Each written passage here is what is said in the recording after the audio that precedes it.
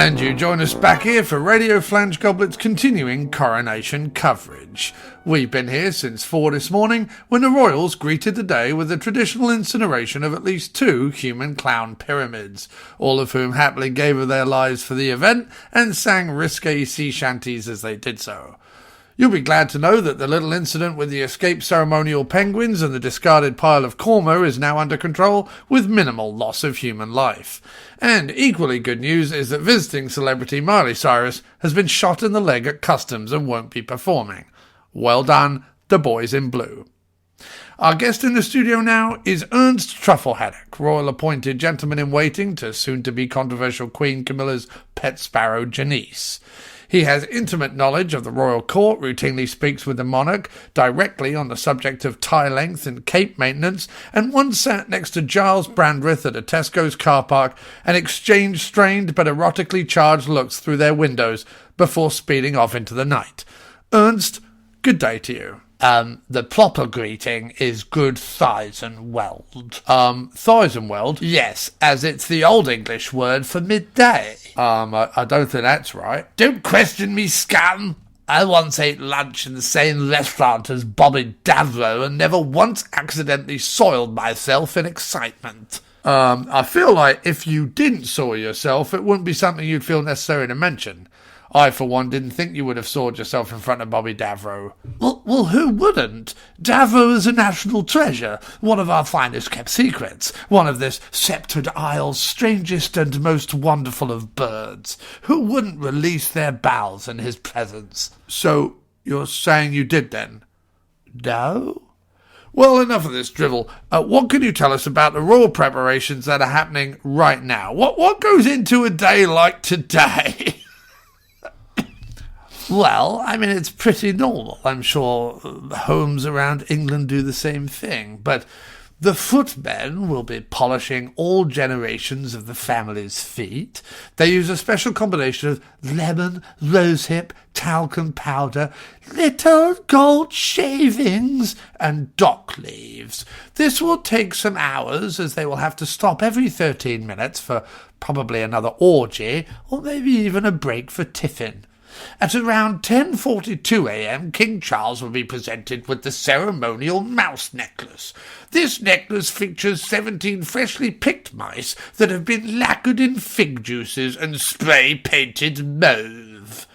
He has about 31.5 minutes to complain about the size and demand at least 3 more mice be attached, or he has to forfeit wearing his leopard print sock garters underneath his wax pantaloons. This tradition, of course, dates back to the Magna Carta and was reintroduced that time that the Queen Mother had to cover up the fact that she had playfully skinned and ate 48 cheesemongers in 1976. She was a character. The monarch will be wearing at least 5 separate pairs of undergarments, one of which has to be marinated in oils overnight. Cooking oils, that is. Oils used for preparing the royal dumplings. By which I mean tits. After everyone in the palace is at least partially clothed, they then spend the next 4 hours playing an excessively violent form of tiddlywinks, utilising whips, chains, a jaggedy pokey thing, some hand grenades, and a flamethrower. This is how the royal family have for centuries kept their numbers at a manageable level, you see. They breed like absolute rabbits with each other, and interestingly enough, this led to Her Royal Highness the 3rd Duchess of Windermere giving birth to what looked like a cross between a baby, a rabbit, and a kangaroo in 1848. That abomination is, of course, seen stuffed and set upon a large velveteen pillow at the exit of the Tower of London tour of its intricate drainage systems. Then, of course, the most exciting part of the pre-ceremony activities can take place. Once Charles has fed on whatever winged animals the gamekeepers found on the grounds, slathered in the usual creams and jellies, of course, they all gather around the hearth for the ancient ritual of listening to a podcast. bust. Oh, I see where this is going. You can't possibly. You're going to say the after movie diner, aren't you? No. I bet you bleeding are. Probably not. Go on, admit it, you bastard. Oh, I can't have any fun. See, I was right. Well, give yourself a medal then. I will. And I'll take the last hobnob biscuit. You complete and total bastard.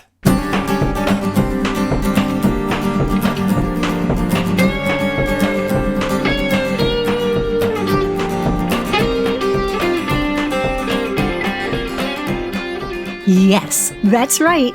Back by popular demand. Well, back by a deafening silence that we took to be a reasonable demand that you were all just too polite to make. It's the inevitably nonsensical, yet hopefully enjoyable, After Movie Diner Season 2. That's right, the first 353 episodes were just Season 1. That is just mad! Like all good sequels, in Season 2, you can expect us to ramp up the action, gore, expletives, gratuitous mentions of Donald Pleasance, and, of course, the requisite nudity. So, when you hear this noise, let's find each other tonight. Remove your first item of clothing. And make it something good, not just a sock or a polka dot neckerchief or something. In Season 2, your put-upon and rapidly aging host, John Cross, is going to attempt to write, shoot, edit, and score an independent film, while talking with his guests about the arduous process, and probably a movie or two for good measure. If you enjoy the show and have pursued the recommended treatment from your medical providers, why not support the show on Patreon over at patreon.com/aftermoviediner. You can also donate to the show directly at aftermoviediner.com. Rate and review the show wherever podcasts are found, and rating and reviewing is possible. Even a 1-star review provides useful insights on exactly the sort of petty-minded and wretched individual who negatively reviews free entertainment they do not need to be consuming. So, without further dribbling, please put down your lemon meringues, silence your bowels, and rub 2 nearby dogs together for the one, the only. Thank goodness, because any more of him and we'd have to start a call. John Cross. How you been, man? Good to talk to you. I know, good to talk to you too. I know it's been a little bit since we've last chatted. Yeah, and it's all good. I'm excited that we're bringing back Sleazy Spader Springtime, so that's going to be great. Oh, it's Sleazy Spader Springtime. Welcome to the show. Oh, it's a Sleazy Spader Springtime. I want you all to know that if you please, there's James Spader Sleaze and it's got nowhere else to go. So loosen all your blouses, give your nose a damn good blow, and resist the urge to flee. 'Cause after all, it's 2023. Sleazy Spader Springtime Show. Oh yeah, it is 2023. Sleazy Spader Springtime Show.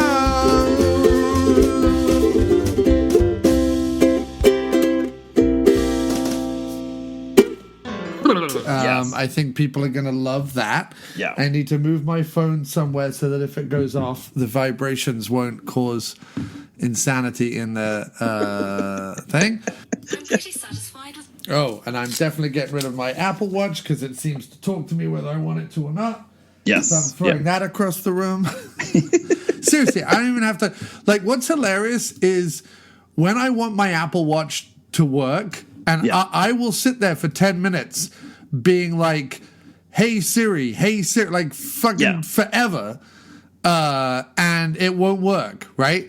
And Right. then I can just be talking about anything, like not even something that sounds like that word. Just, I don't know, talking about sandwiches or something. And it'll be like, I can't find sandwiches. And it's because I wasn't asking you to fucking find sandwiches.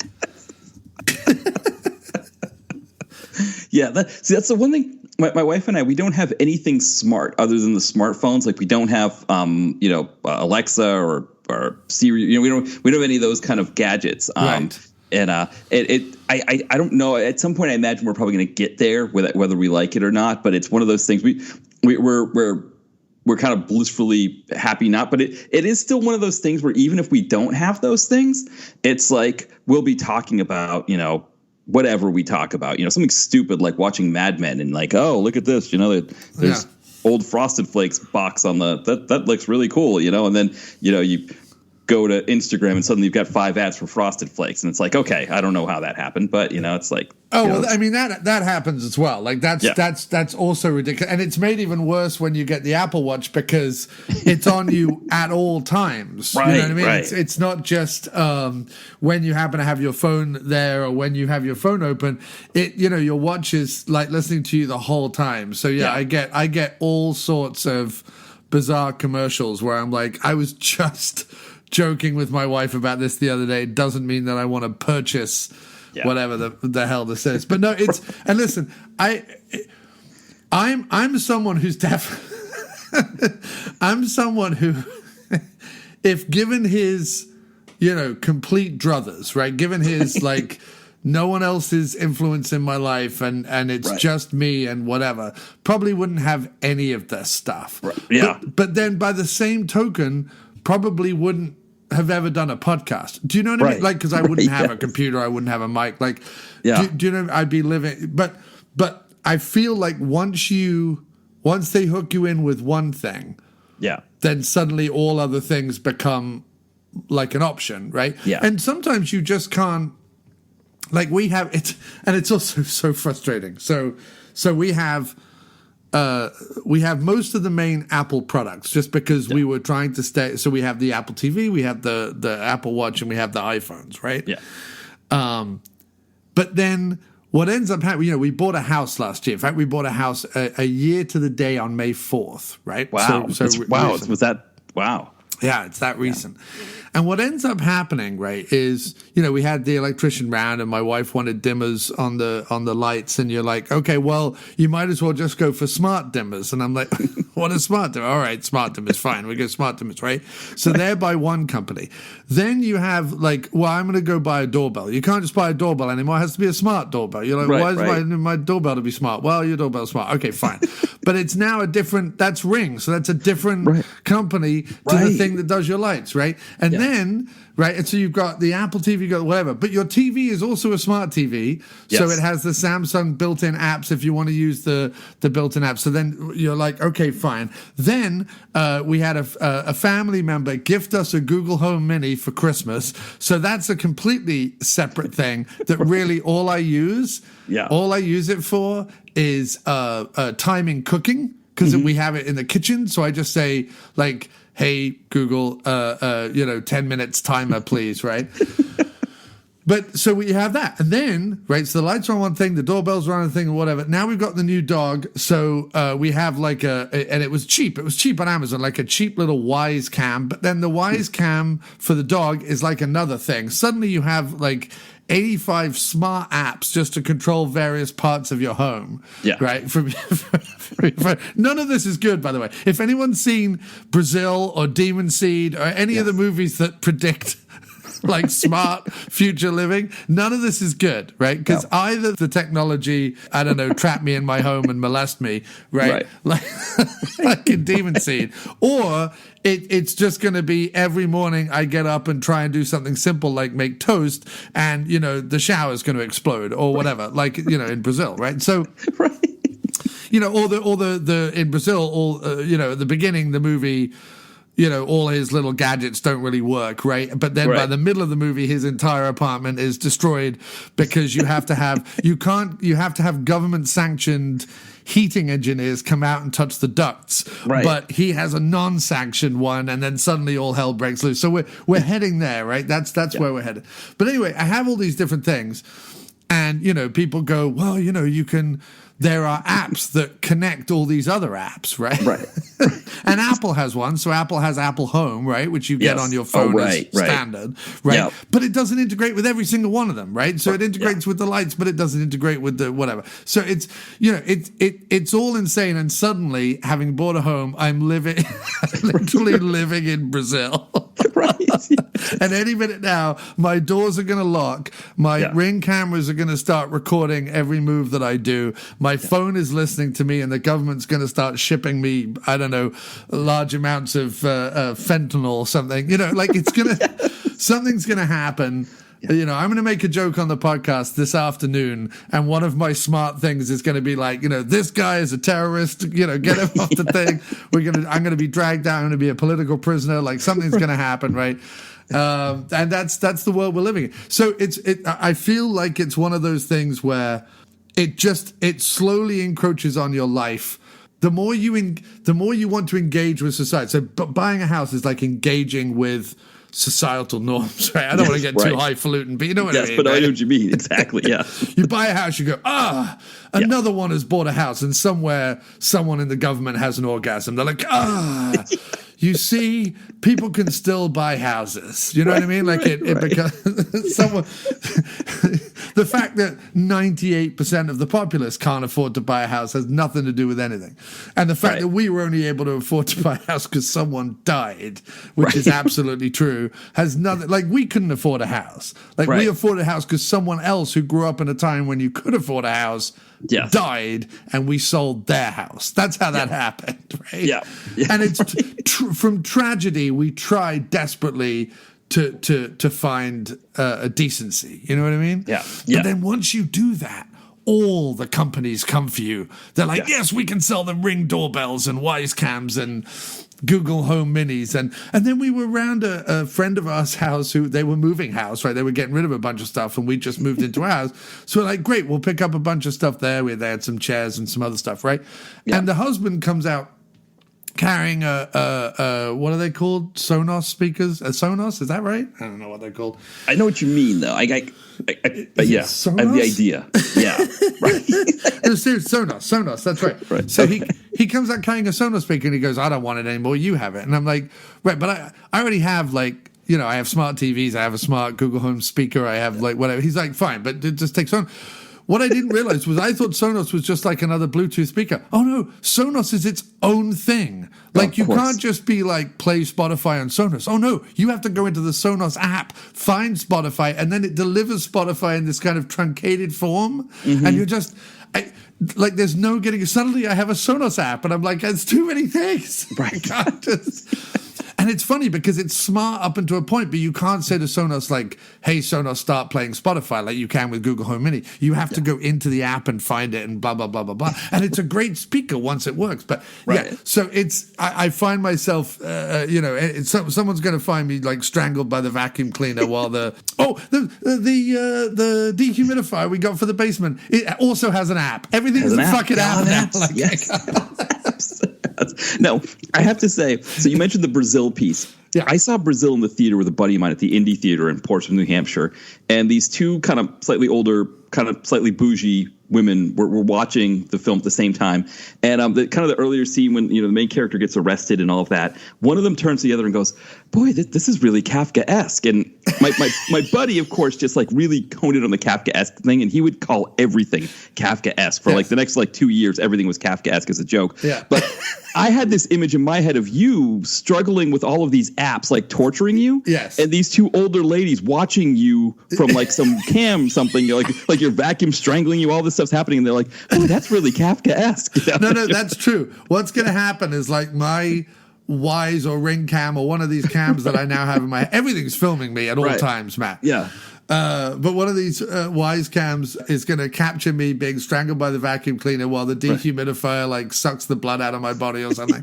You know what I mean? And I'm absolutely destroyed. And you're right. The only people that are going to be left are like some Monty Python style older ladies. Right. They're going to be watching it on some sort of weird Terry Gilliam monitor and be like, oh, isn't it Kafkaesque? Oh, how lovely. Look at him there getting strangled by the vacuum cleaner. That'll teach him to buy Hoover products, or whatever it is, right? That'll teach him to buy a Dyson vacuum. Don't you know Dyson's, whatever it is. And that's, and to be honest, dude, if that's the way I go out, like destroyed by my own need, my own like thoroughly middle class, semi-wealthy need to be surrounded by products. And I'm totally like, obviously middle class, I have a job, I have a house, I have, all the things, right? But, the dehumidifier we bought at Walmart, it was the cheapest one we could find, what I mean? Like the Wise Can we bought at I mean, not that I have to justify myself to anyone. Fuck you and your judgments about middle class wealth. Fuck you. We're the ones that are slowly shrinking. You know what I mean? Right. No, I'm kidding. Yeah. Well, it's funny because Ty from Comeuppance and I, we've been doing these Bruce Willis movies, and somehow with this cinematic anarchy kind of thing that we just sort of infuse into the podcast where we're just talking about crazy ideas, we've come up with this idea that Donald Trump should be a villain in an Emmett Furla Oasis Bruce Willis movie, Right. And it's just the idea that like 13 minutes of Donald Trump is a villain in exactly 98% of literature and movies. Sorry, carry on. So just give him 13 minutes in an Emmett Furla Oasis, Bruce Willis, Mel Gibson, whatever movie, and just have him choose scenery. And I can never tell who that would offend more, right? Like, are we offending the liberal audience that's listening to the podcast, but because they're like, you're not taking Trump seriously enough. He's a criminal. He's a rapist. He's, caused all this suffering. He's a fascist who wants to completely destroy democracy. Right. Right. Like there's that piece, or the Republicans, which to be honest, I don't really care if I upset the Republicans, but if they're listening, I don't care if I don't care if I upset the uber left either. Right. They're equally as well. They're not. So I need to be clear. They're not equally as bad. Right. The uber left are just annoying. They're annoying to the point where you just want to smack them around the face and go, shut up, have a hamburger, and stop taking life so seriously. Right. The people on the right are fascists. So I want to be clear. They're not the same, but they are. I put them out of my life in equal measure, if that makes any sense. No, for sure. And I think with Ty and I sort of just this idea that I don't even know where it came from. I think it was just one of these things where we were just like, I think it was because they had a really bad villain in the movie that really wasn't that compelling. And we were like, what if it was just Trump? Like, what if he just had, it's like he needs money, right? And of course, he doesn't need money because he's so good at grifting off of his supporters. He's just like, oh, a new crisis has come up, and you should give me more money. And they just do. But no, to put it into a movie terms that I've never been able to understand. And this is the thing, I always try and think of stuff within my wheelhouse. I can talk politics and religion and whatever with the best of them, but I try and think of things in terms of movies, right? Or music or creativity or art or whatever. And what I've never been able to understand ever about the Republicans that I come across now in the world, right? Not even the ones that I get sold on social media, which, they're the boogeyman, right? But the ones that I come across in real life and I talk to and I suddenly go, oh, okay, right. It'll be a perfectly normal conversation for an hour and then they'll say something about but of course my car would be a lot better if it weren't for black people. And you go, wait, what? Sorry, what's the car got to do? Where did that connection come from? And then, what I mean? Suddenly it goes down suddenly it goes down a road where you're like, I don't even understand. Wait, sorry, what? Right. You know what I mean? If it wasn't for the LGBTQs, we could get the roads fixed. I'm like, what? What's that? Sorry, you're disconnected. So it's true. I've had those conversations where I'm just like, what? Who? Right. Well, if we weren't spending all this money on trans people, who's spending money on trans people? Where's that? What? Sorry, what? Anyway, the thing I've never been able to understand about Republicans, and by which I mean people who believe capitalism and corporate tax breaks beyond everything else. The people who will literally be like, we can never, ever charge these people any more than what we're charging. I believe that they're the job providers. I believe. So fiscal Republican, whatever you want to call it, right? Every single book, every single movie, and every single song ever written, right? Apart from like the few that Hercules is in. What's his name? Sorbo, Kevin Sorbo. Apart from the few where they're like, God is not dead. Here's a bunch of Republicans in a movie that no one but 3 people are going to watch. Apart from those films, I'm talking about all the normal, average, creative films. The fat cats or the piggies or whatever you want to call them are always the bad guys. Yes. They're always the bad guys. Yeah. The billionaires are always the bad guys. The big, flabby, idiotic, eat the poor are always the bad guys and have been since the dawn of literature. You know what I mean? Like there's, like the big chieftain or whatever in some story who's like abusing his people, right? Right. That's like, those are the bad people in ancient stories, right? Like there's always some big fat bastard using all his poor, emaciated, weak servants and citizens as peons or slaves or whatever. And the big fat cat is always they're always the bad guy. So what were these people raised on? Did they read these books and go, no, it's perfectly legitimate that the chieftain, enslave all of their people and blah. Maybe I'm using the word chief. I just mean the big boss, the big guy, whatever, the big fat guy who sat there using everybody else as, either cannon fodder or slavery.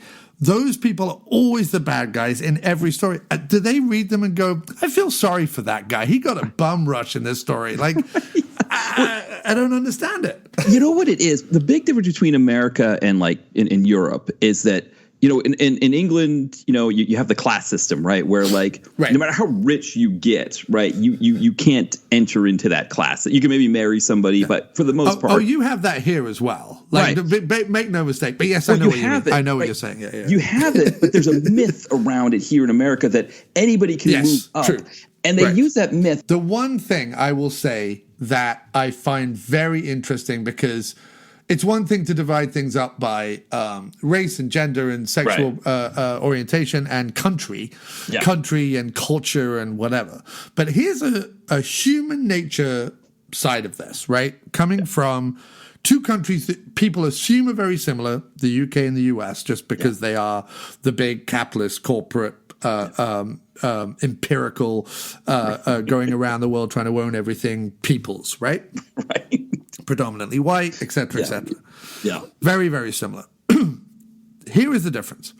In America, you get very little for your tax dollar, Social Security, whatever, right?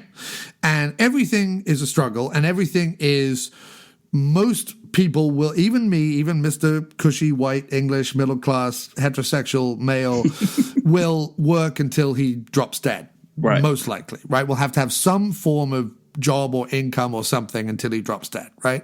In that country, in America, with all these issues, more or less everyone I've come across, it doesn't matter what, again, political party you subscribe to, what religion, whatever, and I've spoken to a lot of people in lots of different states, all of them have not a firm belief that they'll become a millionaire or a billionaire. I think that's what we're kind of sold by the media, that everyone thinks they're going to become a billionaire.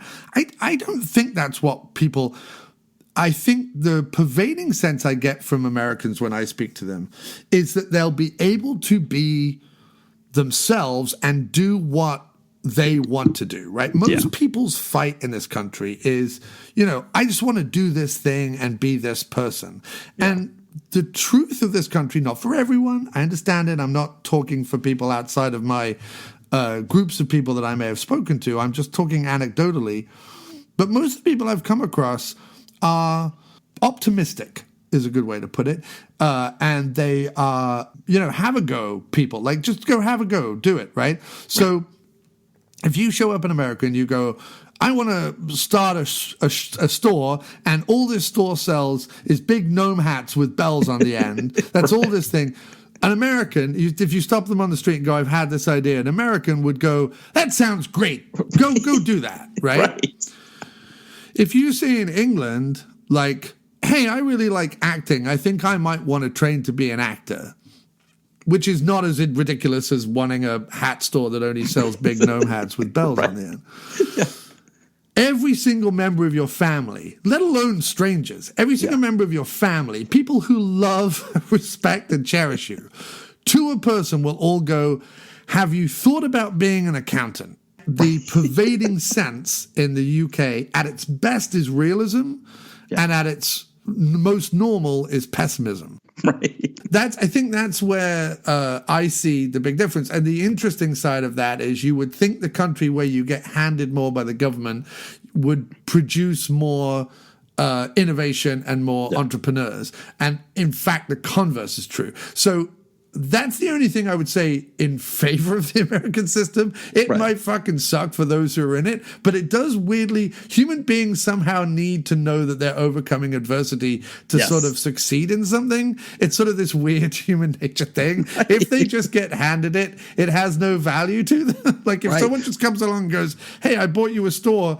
and I made the first 100 big gnome hats for you. Go ahead and run a business. The very next day you would cut to someone, that person who had a dream of doing a store owner, injecting heroin into behind his balls because he didn't feel like he earned the fucking store that he was. Do you know what I mean? Like that's human nature in its essence, I think. Yeah, one of the funny things with that when you talk about that is that every time I would be in these like these get to know you events where, if I'm starting a job or something like that, whatever it is, an orientation or something, and there's always like they're the worst, aren't they? Yeah. And there was like, what's your dream job, or what's your and I would always put trust fund baby. That's my dream job. Yeah. And my dream is to not have to have a job. Yes. Right. They would think I was kidding. And I was like, no.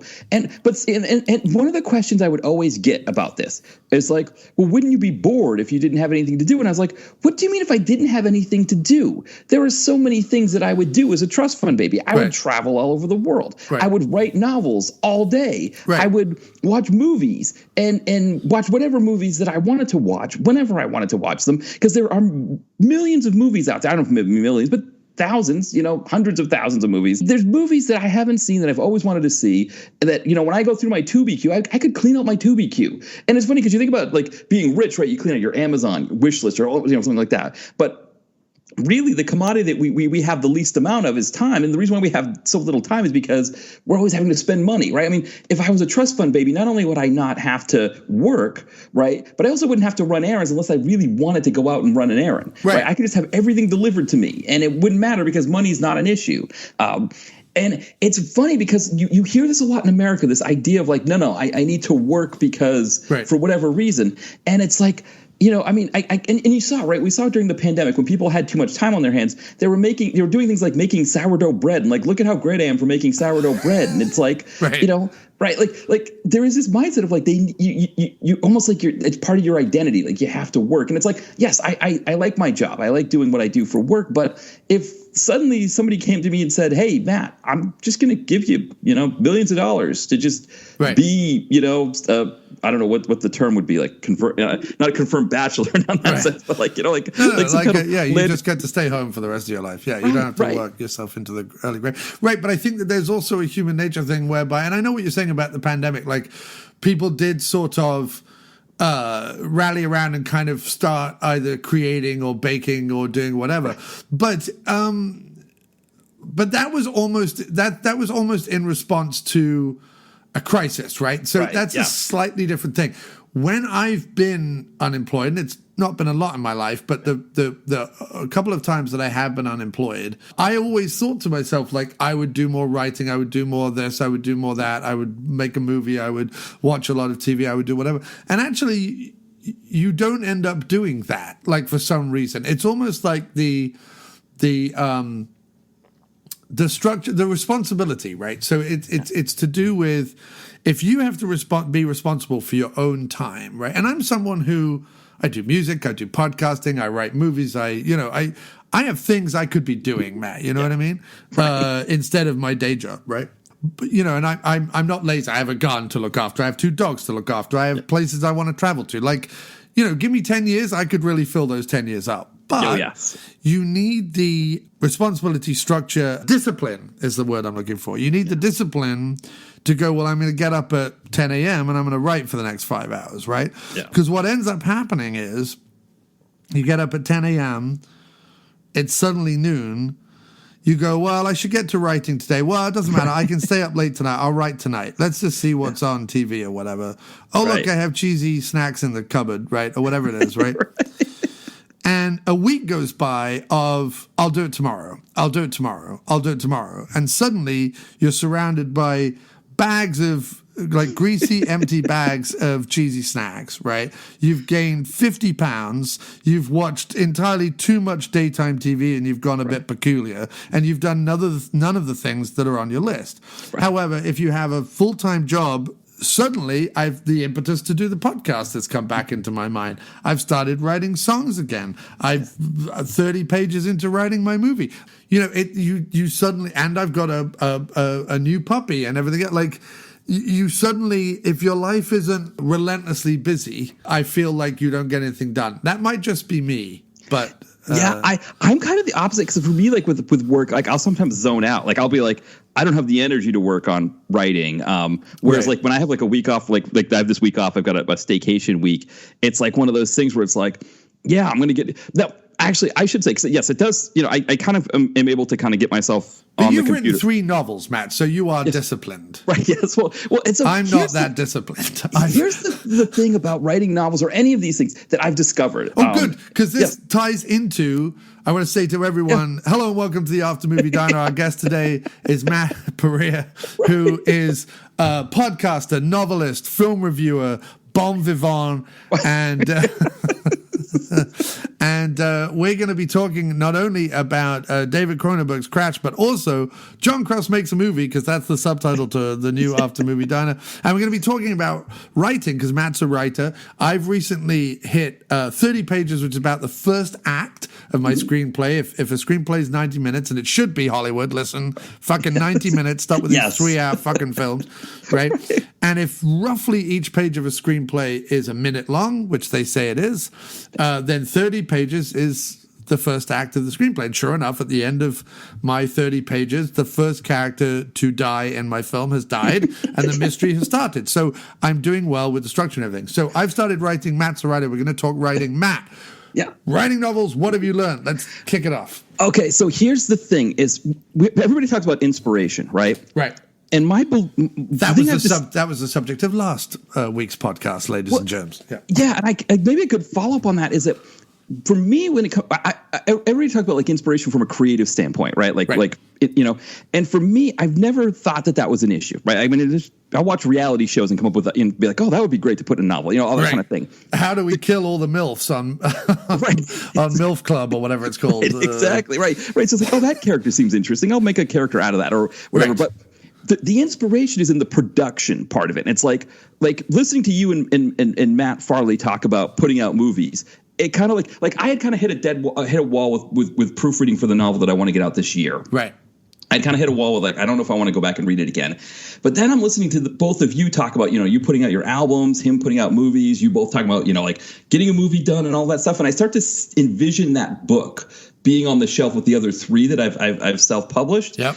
And that's where the inspiration comes in. And I think the biggest piece of inspiration I ever got actually was on Bourdain's Parts Unknown or whatever. He was in Pittsburgh, which Pittsburgh of all places, right? I love Pittsburgh. I won't hear a word against it. No. Yes, exactly. So he's interviewing a writer who wrote 15 novels. And I said, I should have 15 novels. Right. You know what I mean? Like, it's just like, that's the thing, you know, and I mean, granted, like, I think one of the things that Matt Farley had said that is the most important thing is you got to get the first thing out there because, but actually, to be honest, the first thing is just the first thing. It's actually like the second and third. Like, I think, you know, looking at your music, for example, you know, True or Crime, I think is a really great example of like, you know, really great album that you put out, but you had already put out like 1 or 2 albums already that, you know, in 2020. Yes. And it's like, but it's like you that idea of like, hey, I can just put another album out. You know what I mean? Like, it's not like I have to go a year of gathering all of this stuff and all, you know. And no, I've never understood how millionaire musicians, right, who have every record company and recording studio available to them, spend 6 to 8 years making an album. Right. I do not understand. Now, I do understand on the record company side, they're like, look, we don't want to have to market and promote a new album from you every month. Like, I get that, right? So there's a middle ground, right? It's like, well, we could put like the Mountain Goats put out an album every year, right? More or less. But every year they put out an album and merge promotes them and markets them, but they do a lot of marketing themselves as well. And that seems like fine to me. Like that makes sense to me, right? And very often they have 2 or 3 albums recorded under their belt, and they just kind of, drip feed them out over time. I don't understand the people who are like, it took us 10 years to write these 8 songs. And I'm like, what? Then you're not, then to my way of thinking, you should probably stop writing the songs. Right. You're a really good performer and you're a really good musician. But if it's taking you 10 years to write 8 songs and only 3 of them are any good, get someone else to write the songs. And I'm not claiming every time I put an album out, I hit it out of the park. But I tell you what, you could probably, based on all the albums I put out over the last 5 years, you could probably make 8 good 10-track albums out of that and drip feed them out over the next, 8 years or whatever, if that's what you wanted to do. One of the things that I love about albums, especially digital albums, is how easy they are to put out, right? I get to literally go from demos recorded on my phone, wherever I happen to have a musical instrument, to a fully finished album with a track listing, a description of why I wrote the album, a front cover, fully mastered tracks that I was able to do on e-mastered online. Like I didn't even have to go to pay for someone to master them. I just used the AI mastering, and it's, as far as I'm concerned, it's absolutely fine. Like I couldn't care less, right? Yeah. And I'm able to go from, a blank page to fully done album in a week if I wanted to, wanted to, right? If I wanted to put that effort in. Novels, obviously, they're a little harder. They're a lot bigger. There's a lot more pages. There's a lot more writing. There's whatever. And then movies are the hardest because you have to not only write a script, which is almost like writing a novel, not as long, but it's, you have to put as much, whatever. But then you've got to mount cast and crew and cameras and lights and sound and edit equipment and all the rest of it, right? So that's even a bit. So when people are like, film directors like put out a movie every 4 years, I'm like, oh, all right, that makes sense, right? Yeah, right. When people do a movie every year, I'm kind of a bit like, wow, they must never stop working. But but when they put one out every 4 years, I'm about, when there's a film director like Terrence Malick, where they're like, for 30 years, I'm not going to put a film out. But like, right. What was Terrence Malick doing for 30 years? Right. But because he then started putting out a movie like every year after that. And suddenly we had too many Terrence Malick movies. And I was kind of like, could Terrence Malick go back on a 30-year hiatus, please? Enough already. No, I'm kidding. But no, sorry. So go on about your novel, yes. Well, no, because it's a great book. So I gave myself a chance. So speaking of the whole sourdough bread thing during the pandemic, so the novel that I'm trying to get out this year, it's called Sourdough. No, it's called Sourdough, right? So I gave myself a challenge in April of 2020 to see if I could do 4,000 words a day, because at the end of the month I would have 120,000 words a day. I mean, that's, for a novel, like 80 to 100,000 is a good number. So it's like, I'd have 120,000 words, And what ended up happening was that I did the 4,000 words a day, but then got to the 30th day of the month and actually wasn't finished yet. Ended up being like closer to 130. The problem with that is that proofreading something like that, like going through and fixing, I think, again, Matt Farley made a great point on your previous podcast about like with the script and having people proofread a script, right? Nobody's going to proofread a 130,000 word novel and be like, yeah, I'm going to go through that unless you pay them, which of course I don't have. Even Stephen King only says to do 2,000 words a day. So 4,000 words a day, you're like doubling up on King. You're like, take that, King. Exactly. I'm going to be even more prolific than King is. Right, exactly. Yeah. But it was the fact that it was like, I can do that. But the thing is the process from there is to then like, okay, so like my goal is every year I write a rough draft of a novel. So it's like, something in the 90 to 100,000, except for not last year, but the year before I did like two, I don't know if novella is the right term, but two like, 50, 60,000 word ones that are, hopefully next year I'll get one of the two out at least. Nice. But the idea is that I have a novel that a rough draft that I write every year, and then I self-publish one every year. That's been the goal since 2020 when I first put out Chad and Accounting. I had been writing because before Chad and Accounting in 2020, I had written a couple rough drafts that are now novels that are out, Girl in a Gun and Holtman Arms. Yes. I wrote them, 2018, 2019, and just kind of kept, working through them. But the links of which will be in the podcast description, and I urge everyone to go buy them. I own all 3 of them, and they look spanking on my shelves. They're also a fantastic read. And I think at some point we need to put an audiobook out, Matt, with you and I doing all the voices. But we'll get to that. Anyway, carry on, sir. Yeah, that would be. But yeah, I think it's one of those things like once I wrote and the thing with Chad and Accounting was that thing had sat. I wrote Chad and Accounting. I actually wrote another novel before this. And that's I think it was another piece that I think either you or Matt Farley mentioned about maybe not do your best thing right away or something like that. But the other thing too is that I wrote a novel in the 2000s called 29 that I still hasn't seen the light of day. It's still not right in a good enough place to be able to publish it, I don't think. But it just kind of showed me that I could do it. It was like, oh, okay, here's this thing that's 100,000 words, and it's a novel, and it's coherent, and it all works. And then I was trying to sell that novel. I was sending it to agents and things like that. And at the same time, I came up with the idea for Chad and Accounting and finished that one quicker. But then it was I moved here to Pennsylvania or to Philadelphia, got married, all this stuff. And I kind of just left it. And I don't know what happened for a few years. I just wasn't really working on any writing at all. I wasn't working on the blog either. The blog was on hiatus and all of that. And then I just started working on it again. And I was like, this novel's ready. This thing it's as ready as it's going to be. Yeah. Why don't I? And it wasn't like one of those things where I planned it out where I'm like, okay, I'm going to go do this and this. And I was just like, no, I had in my head that I was going to have a black cover with white writing for just a very plain cover. And I just did it. And it was out there. And I was like, okay, that's it. It's there. But then it was that's one of the things I think I learned with that process. And I don't know if maybe you learned the same thing with your albums or anything like that. But when I first put that novel out there, I didn't tell everybody because I wasn't really sure, if I want to just be like, hey, everybody, I wrote a novel or whatever. Right. And so friends and family kind of found out about it kind of secondhand. Yeah. They, saw on maybe on my DTV connoisseur Twitter or whatever, but they found out. And it was one of those things where I'd get a text hey, Matt, check out the new book I'm reading. And it's oh, that's awesome. You read it or whatever. So when the second one came out, I was like, okay, I'm going to tell everybody about this one because, they're all going to be happy. What I discovered was the novelty of Matt writing a novel had worn off. And they were just oh, Matt's doing this all the time now. He's going to do one of these one a year now. I've got to just buy a novel of his every year. I didn't know that I was going to do that. And so so now the shine's worn off. Again, back to the thing that I said earlier, the family that love you, want you to exist, or supposedly, right?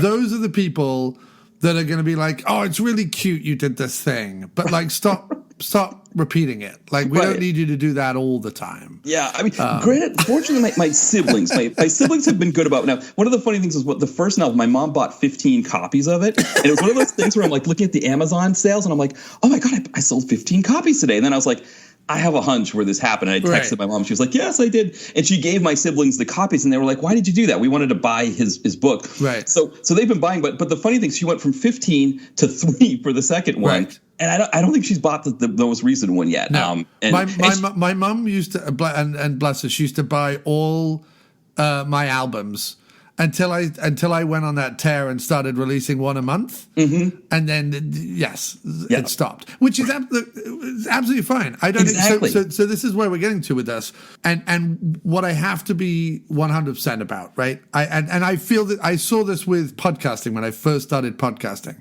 And remember, people, I've been doing this 12 years, right? Yes, so you're part of my answer. You got me into podcasting. So this was back when everyone did not have a podcast. I understand that everyone now has a podcast, exactly. Right? Literally, what's hilarious was, the odd comedian like Mark Maron or whatever would have a podcast, and other comedians would go on it and blah, blah, blah, blah, blah. Now, every single comedian who was ever on the Mark Maron podcast has their own podcast, and they all interview each other all the time, right? It's funny because, Conan O'Brien decided once he finished his run on his TV show, to do a podcast. And I love his podcast, Conan O'Brien Needs a Friend. I think Conan O'Brien is hilarious. He's very quick-witted, a great improviser, whatever. But almost every guest he has on, and it doesn't matter if the guest is a musician, an actor, a diplomat, or whatever, he all starts, almost every interview now starts, so you started a podcast, right? So I'm going back to when everyone did not have a podcast. Mark Maron had a podcast, Kevin Smith had a podcast, but not everyone had a podcast, right? When I started podcasting. And what I saw back then, and I still see to this day, and this ties into what you're talking about, is I would see one or two things. I would either see the people who would lie and they'd put 3 episodes of a podcast nobody would give 2 shits about out into the world and then be like, our 3rd episode got 10,000 downloads. And you'd be like, no, it didn't. No, it didn't. Jeff from Iowa. Like 10,000 people did not download your podcast about, painting figurines or whatever the podcast is about. That's not to say, by the way, that Jeff from Iowa shouldn't have a podcast about painting figurines. Right. Everyone should have a podcast if they want one. But it didn't get 10,000 downloads by the third episode because that's not how it works, right? Right. The second thing I would see is I would see people that were honest and by the third episode be like, I didn't get as many downloads as I wanted. I don't know whether I can keep doing this, right? And what those two behaviors tell me is it's about attention. You're putting something out about attention, right? You either want the 10,000 download or you don't. And listen, I have been guilty of this myself. I often joke, and certainly joked when I shut down the podcast last year, that, our engagement had dwindled to the point where, like, if you don't care about it, why the fuck should I care about it, right? And there's like 60% joke, 40% truth in that, right? So I'm not absolved from the idea of every time I put something out, I want it to be a huge fucking thing. Of course I do, right? Yeah. I want to put an album out and people be like, finally, John puts out the best album of the year and everyone goes crazy over it. Of course I want that, right? I'm not saying I don't. But that's not why I put them out. That's the difference. Yeah. So you can want that. You can want that till you're blue in the face, right? And if you do 10,000 hours of something, luck and opportunity and various other things might present themselves where you could turn it into something, right? The closest I've seen, and I almost was able to do this with After Movie Diner, but it wasn't the route that I wanted to go. But my good friend Brad Gullickson, who used to do the In the Mouth of Darkness podcast and now does Comic Book Counseling podcast and the B&B movie reviews on his local public access, but also on YouTube. He started the podcast, but what he used to do is he used to go to conventions all the time, right? Yeah. And he was doing the podcast, was going to conventions, and conventions, when you do all your social about them and you're doing podcasts about them, whatever, sooner or later, a marketing agency or a PR firm or something will come up to you and be like, hey, do you want to go to this thing? Do you want to go to that thing? Whatever. And that happened with me. I got free entry to the Philly Comic Con like 3 or 4 years in a row. I got screeners sent to me by screener companies, et cetera, right? I could never make it out to like Brad used to fly around he used to go to San Diego, he used to all sorts of different things, right? But I was never able to do that, didn't have the money to do it, whatever. But he was able to turn that into a situation where now he's doing a show that is like uniquely his and his wife's, because him and his wife are both huge comic book fans. It's Comic Book Counseling. It's about relationships both within comic books and reality, mixed with obviously long through lines and storylines in comic books. So it's part of the zeitgeist anyway, right? It's got that self-help quality to it, which people love. And they've been able to, and because Brad and also to some extent Lisa had been going to all these festivals, going to all these conventions, and actually when they got home, sitting down and actually writing the reviews, putting those reviews out, promoting those reviews, telling the PR companies about the reviews, there was an inroad there where they were able to build it up to the point where like Brad Gullickson is a legitimate film reviewing entity now, right? Like as much as you can be in the world of 24/7 365 media that never goes away, right? Brad has been able, he interviews like routinely very famous people, Patton Oswalt and Dolph Lundgren and other people on his show all the time, as well as comic book royalty that I don't really know. But he's been able to parlay that, he gets San Diego stuff. He's got tickets to other conventions. He goes to film festivals. He gets quoted. Leonard Maltin knows who he is. Like he's a guy now, right? And he's basically put in the 10,000 hours. Yeah. Followed every bit of luck. Followed every lead. Followed every opportunity. Right. And there was a moment where through the lifetime of the After Movie Diner that I definitely could have done that. Right. I definitely could have done. I don't regret not doing it. But there were certain occasions where it was like, you can get into this convention for free. You can write about this film thing. I had PR companies sending me stuff. And if I wanted to be, a film reviewer, right? Or an interviewer or some, a PR person or whatever, I could have gone down that road. Definitely. There were opportunities and things handed to me, right? So you do anything consistently enough, you do anything for enough hours, and you are good enough at that thing. Opportunity, luck, various other things will present itself, right?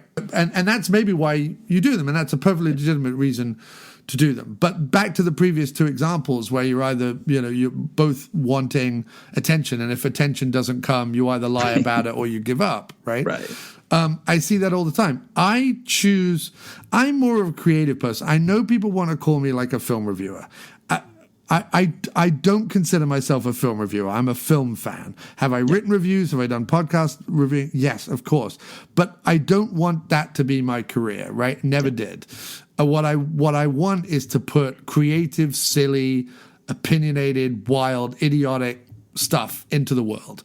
I want to just create stuff and put it out there. I want to, by putting out hundreds of albums, I want to become a better songwriter. I want to find my voice. I want to become a better musician.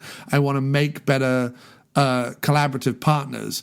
Like, I'm more interested in that. I'm more interested in the creative process.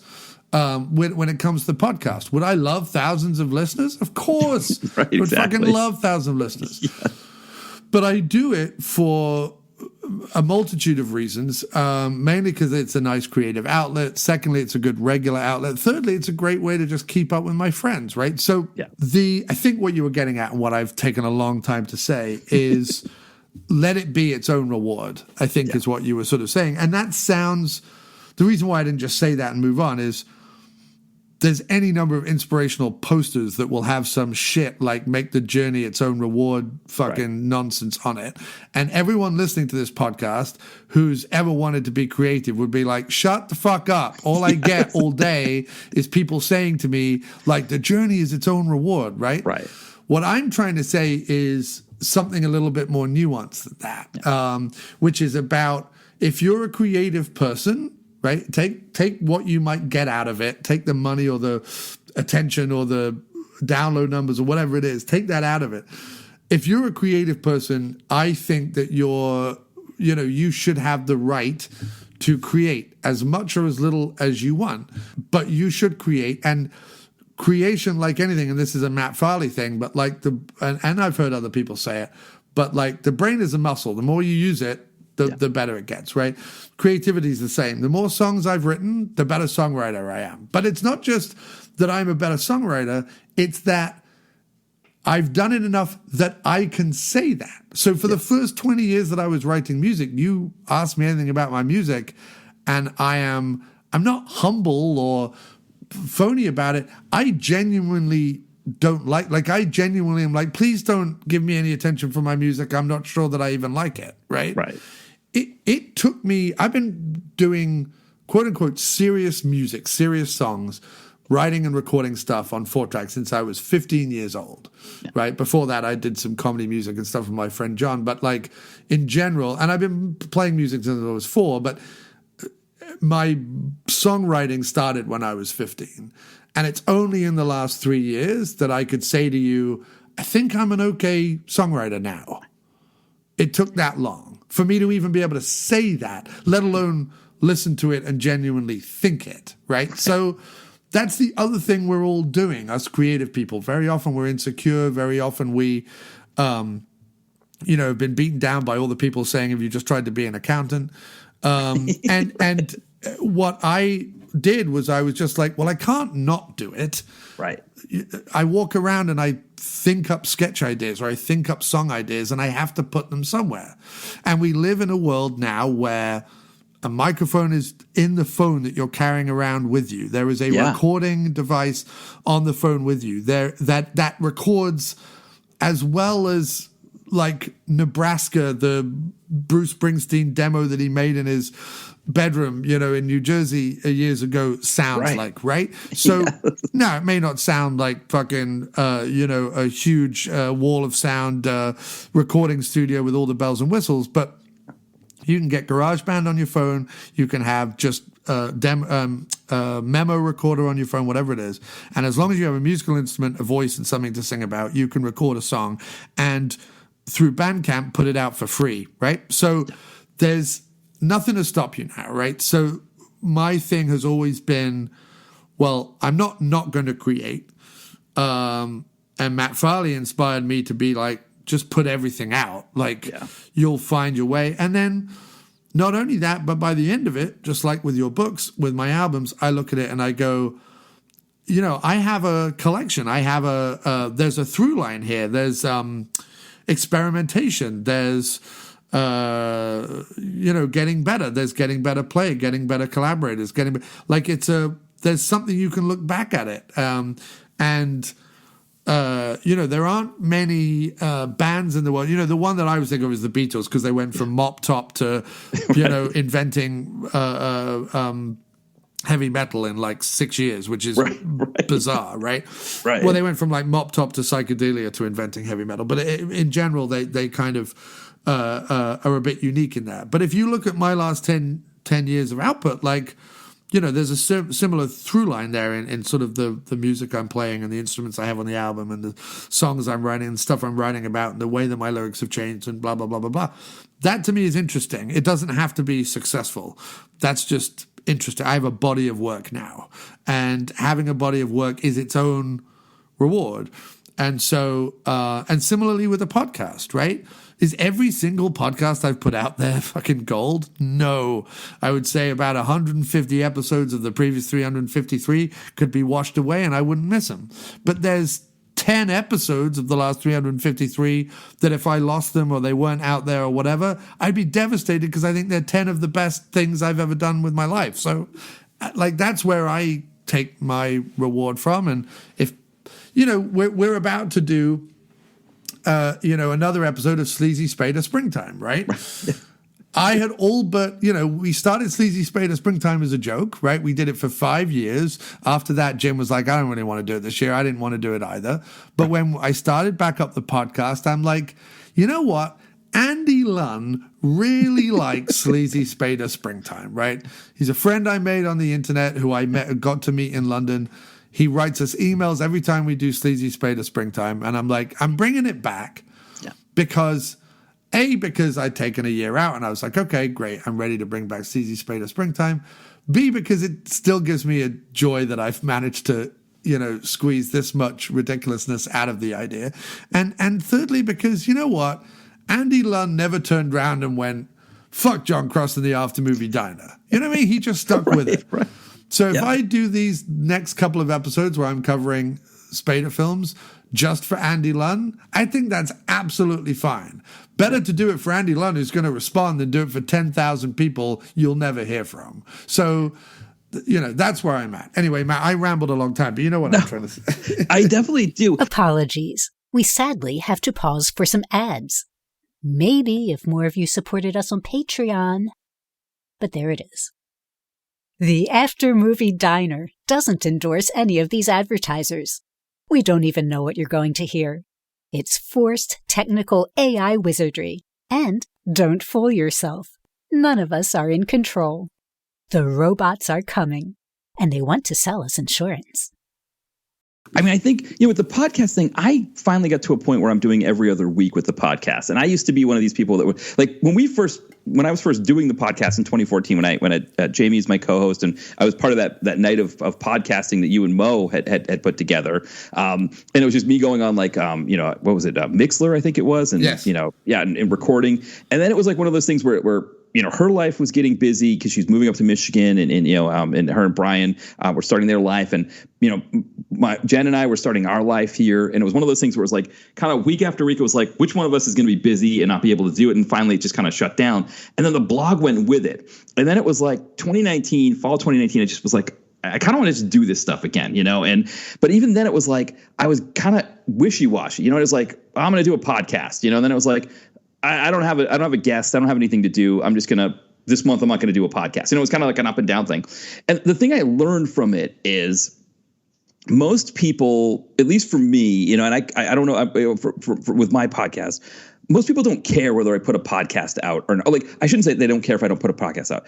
They care if I put the podcast out, right? The people that follow it, they want to listen to the episode. But if I don't, they're not going to miss it if I don't. That's what I found with the After Movie Diner is, at one point it was every week. I'm going to try and do this second series every week if I can. But like, if I don't put one out for a month, no one said anything. Right. And so I was like, okay, but it was like one of those things where, like, if I want to create some momentum, I've got to try to do it every other week. I got to try to make this happen. But even with that, it's like, 1 week an episode will do whatever, it's like, it's not, there's like this mindset with creative stuff. I think kind of going back to your thing about sort of like this whole pulling yourself by the bootstraps and like, hard work, it kind of all pays off. With creative stuff, it doesn't, like, from a mindset of like the 10,000 hours and, and getting your working the creative muscle, right? That's always building upon itself. You're always making progress there. Right. But when you put something out, it's like one thing could, get a whole bunch of downloads or a whole bunch of sales or a whole bunch of whatever. The next thing you put out, you might be like, boy, I'm really building. This next thing's even better than that. And that gets nothing, and it's like this might, and there's never really a reason why. I mean, there's probably reasons and I just don't know what they are because there's no. No, dude, I found this with the interview podcast. I could interview random director of indie movie no one had ever heard of, or I could interview Peter Weller or Michael Ironside or whatever, and the same result. It's not. There's no rhyme or reason to it or indication of whether something's going to be successful or not. Here's what I would say is I would say that right now, with algorithms and pay to play and everything else, and social media just being awash with noise generally, right.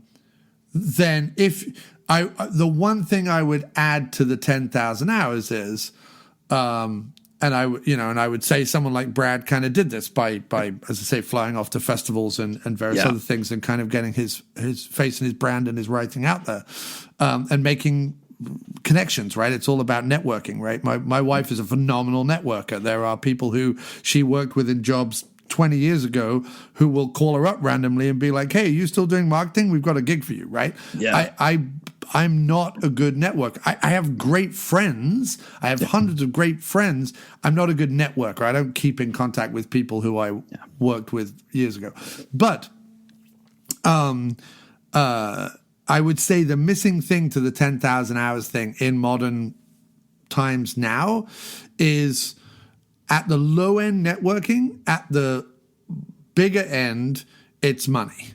Yeah. So if the other thing you could do, along with sort of putting a podcast out every other week or putting a book out every year or whatever it is, would be to say, I'm going to take $50 a week for the next 5 years and put it in a bank account or whatever. Whatever you can afford.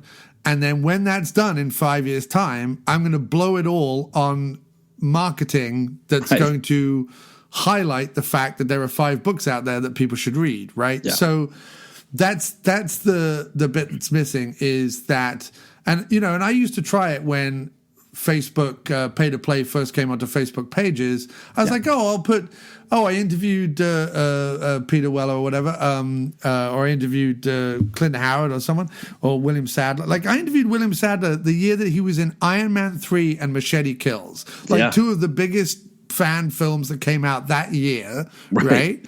He was in both of them. I interviewed him about both of those, right? Put it out there, marketed it on every group and page and blah, blah, blah, whatever. And it got some downloads, but it didn't break 600 or whatever. You know what I mean? It wasn't that it suddenly had thousands of downloads, right?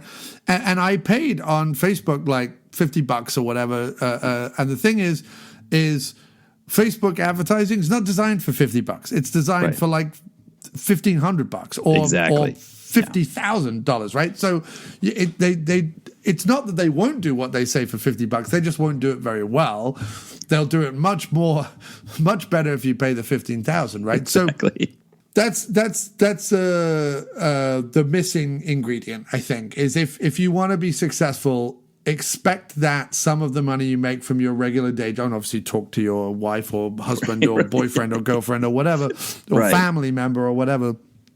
But just say, I'm sorry, I'm going to be saving up for this thing, so that, maybe someone will actually watch my movie or listen to my album or whatever it is. Otherwise, just be prepared to be happy that you did it at all and be thankful for that.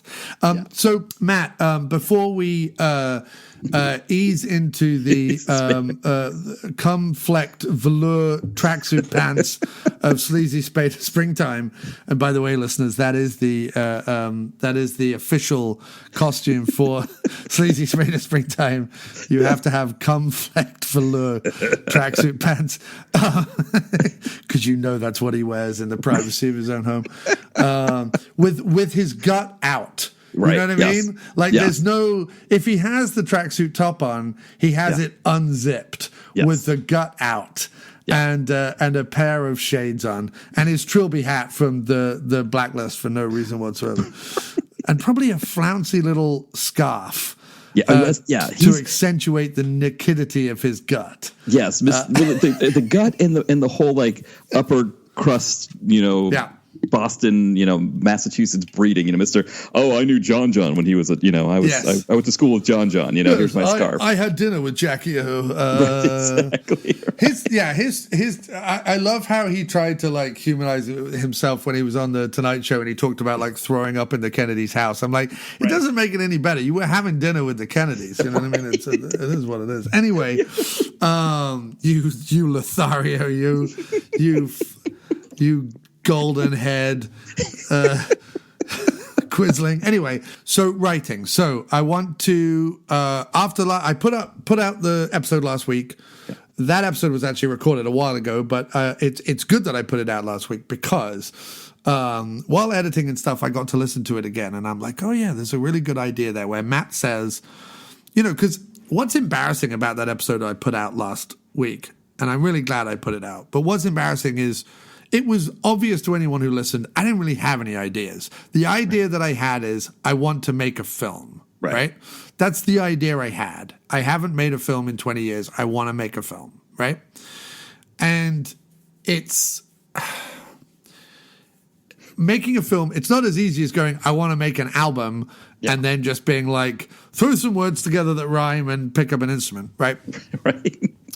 You have to write a film, right? You have to sit down and write it. And while I don't have a Charlie Roxburgh like Matt has a Charlie to bounce ideas off, I do have a Jay Mayo. I do have a Matt Poirier. I do have my friend John Wallace. Like, I have people I can go to. And Jay Mayo and I, back towards the beginning of the year, we did a Skype session where we made each other laugh for 3 hours, basically, and came up with like 4 or 5 scenes that if we're in a movie, we would just howl with laughter, right? Yeah. And there was an outline, but there was no characters, there was no plot, there was no whatever. It's just like, oh, these 2 bounty hunters are chasing a serial killer and funny shit happens along the way, right? But there was no real idea. And anyone who listened to last week's episode could tell it was all sort of, well, I have this idea that maybe it's a siege movie and maybe it's a detective thing and maybe it's whatever. But I had no ideas, right? And that's the problem, right? Is that I've not been thinking in film terms for very long. I've been thinking in album terms, right? Yeah. But Matt said something last week, and when I was editing it, I took note, where he goes, all these disparate little ideas that you have or scenes that whatever, he's just like, put it all into one movie. Yeah. Like, just combine it, right? So what I did was, since 2020, like yourself, where you started writing your books, I decided to write some films, right? I'd got more back into, I felt like I'd finally got into a place in America where I'm like, I could probably call on 10 people, every other weekend or whatever to kind of make something, right? Even if it was just 2 people one weekend, another 3 people another weekend, or whatever. I know enough people in America now that if I was like, hey guys, I'm making a movie, as long as I drive to you and I stick the camera in your face, you'll be in this thing, right? Like I know enough people now, right? Right.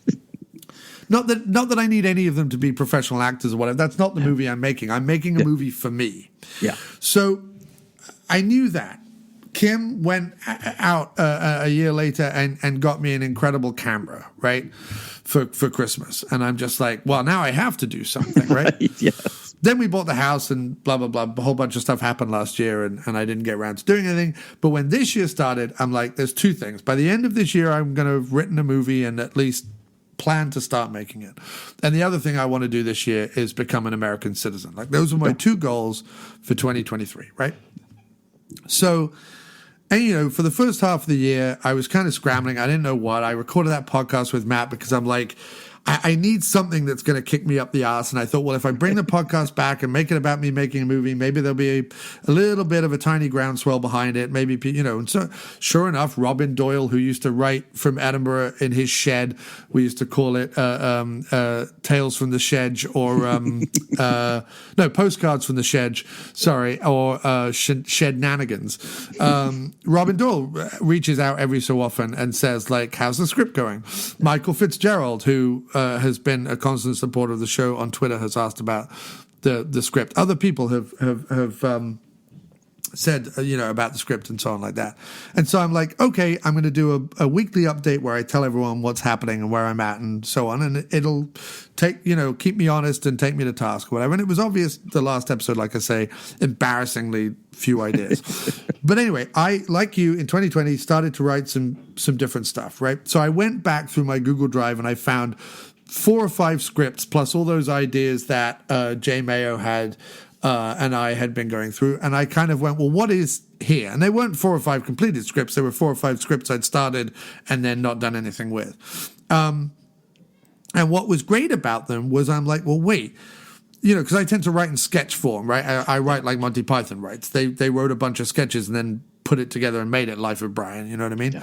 Yeah. So that's how I tend to do it. So I had all these sketches in all these different movies that weren't necessarily like plot drivers, but they were really good character introductions, right? So I was like, oh, I have this evil CEO character from this script, and I have this, 2 male friends kind of clerks, Mallrats kind of characters from this script, and I have this kindly old couple from this script that and I had suddenly started looking and I'm like, well, I knew that I've always known that I want to film predominantly around where I live. It doesn't mean that I'm going to go to other places and get interior scenes with other people, but predominantly I want to kind of film where I live.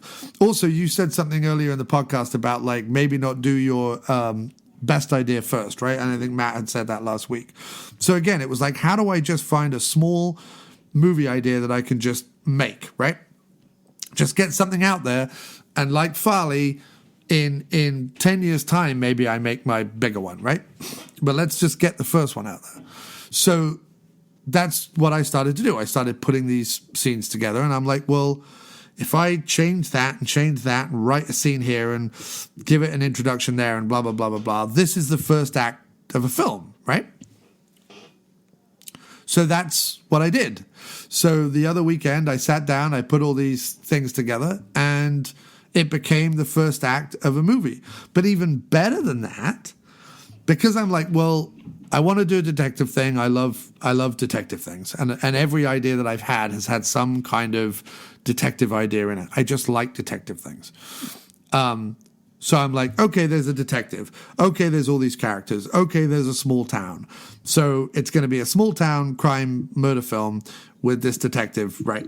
So I had all these things set up. This is how it's going to be, blah, blah, blah, blah, blah.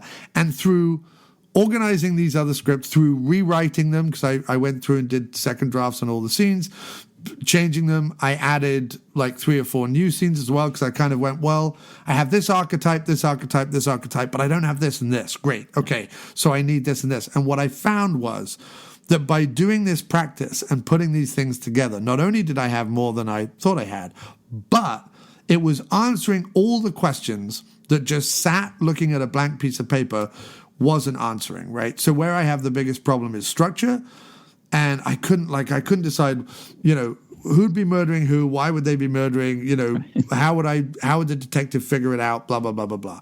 By putting these scenes together, by knowing that I want it to be a small town with these crazy, weird characters in it, doing what they're doing, and that a detective would have to be pulled in at some point, and that someone was going to get murdered at some point, and so on and so forth, all the answers I needed to the structure and the plot and where I'm going now were in there, and I had no idea of that.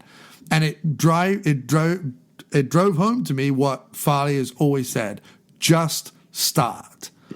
Like, just start. So the exciting news I have for the second episode of John Cross Makes a Movie is that the script is now well underway. I know how to write the next 2 acts. I know what the characters are going to be doing.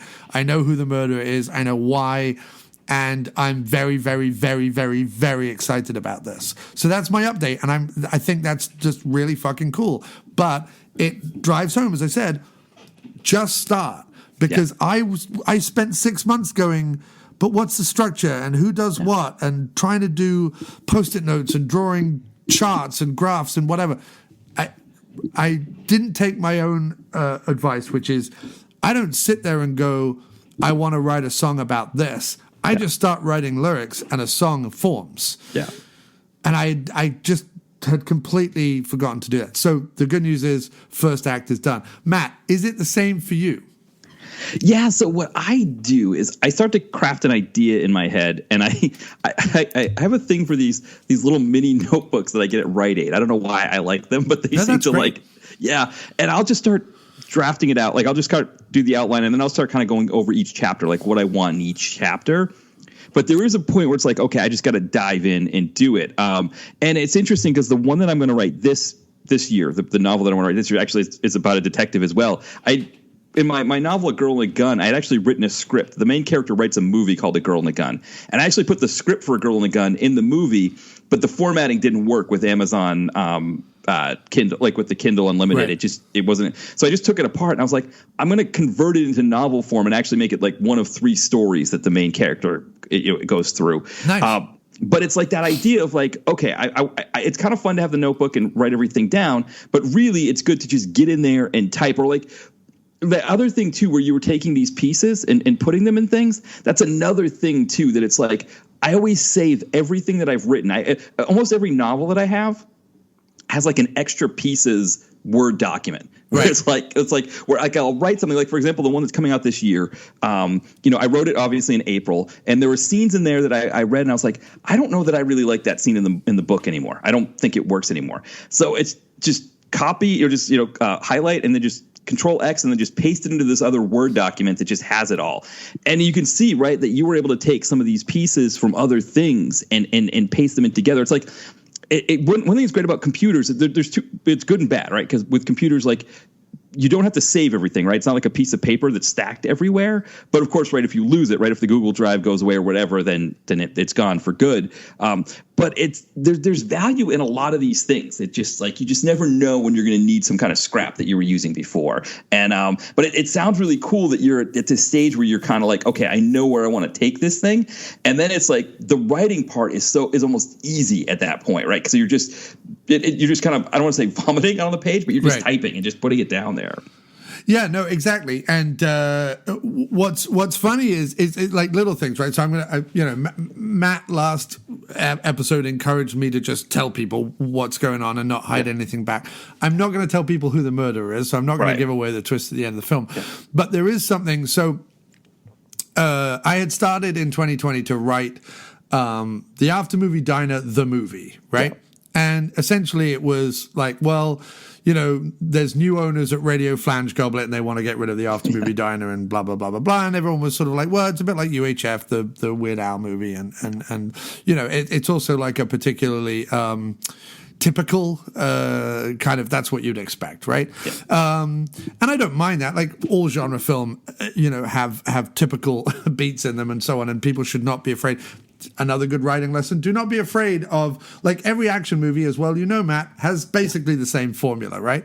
And we wouldn't like it if it had a different formula, right? If it, if the evil drug lord hadn't kidnapped the good guy's daughter, and then the good guy would have no reason to go through Mexico, killing everyone or whatever it is, right? Right, exactly, yeah. That everything has a formula, everything, and even the few that so-called twist the formula. If you look, one layer beneath, it's still the formula. Yeah. So don't be afraid of formula. So it wasn't just that, but I was also like, right, but it's radio flange got, and then I'm like, right, but then then you have to have scenes of people who are hundreds of fans of the After Movie Diner championing us, blah blah blah, or whatever, and it just became, I don't know, it was one of those things where I'm like, I would love to write After Movie Diner the movie, but I just didn't know how I was going to film it, right? Yeah. But I had all these great scenes in it. And, Jim and I were going to play ourselves and da-da-da-da. So there were two scenes. There was one scene with the evil CEO, which was going to be the guy who bought Radio Flange Goblet, that I was like, well, there's no reason why in a small town with its own radio station or a small town with its own public access, whatever, that there couldn't be like some guy who's a ridiculous megalomaniacal CEO, even though he's the CEO of this small little radio station. I thought that's still a funny idea, and there's some really good jokes in that scene. But I changed, in the original, it's all like, my nemesis are the After Movie Diner, and why are they still on my network, and I don't want them to be, and blah, blah, blah, blah, blah. For this one, I changed it, and I'm like, well, I don't want it to be about After Movie Diner. It can still be Radio Flange Goblet, because I like putting a little nod towards that so that people know it kind of takes place in the same universe. But, what's the thing? And I'm like, well, maybe this ridiculous person has an ex-wife. Wait, well, maybe the ex-wife has, because of their ridiculous prenup or something, has stock options in Radio Flange Goblet. Maybe she actually owns 51% of Radio Flange Goblet and is going to start. So suddenly I had this idea, and I was like, okay, great. So the ex-wife, blah, blah, blah, blah, blah, right?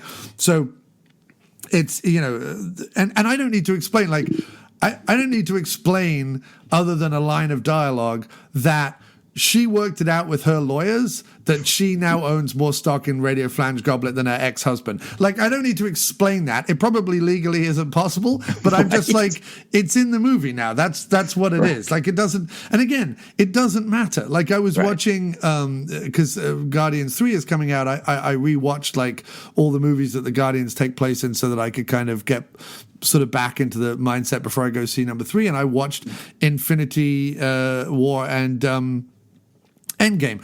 Those movies are utterly stupid, like stupid from top to bottom. Nothing in those movies whatsoever makes sense, even within the internal logic of Marvel movies. Right. Like nothing whatsoever. There's 3 hours of movie where people are like, well, we can't do that because of Thanos. And you're like, But why can't you've done it in other films? You know what I mean? Right? There's whole tons of stuff, right? Doctor Strange is like, there's 16 million possibilities and only one will. And I'm like, but that's not true, right? You could do the little yellow swirly thing around his arm like you did with the monster at the beginning of the movie and chop his hand off and take the gauntlet and shove the stones up your ass if you wanted to.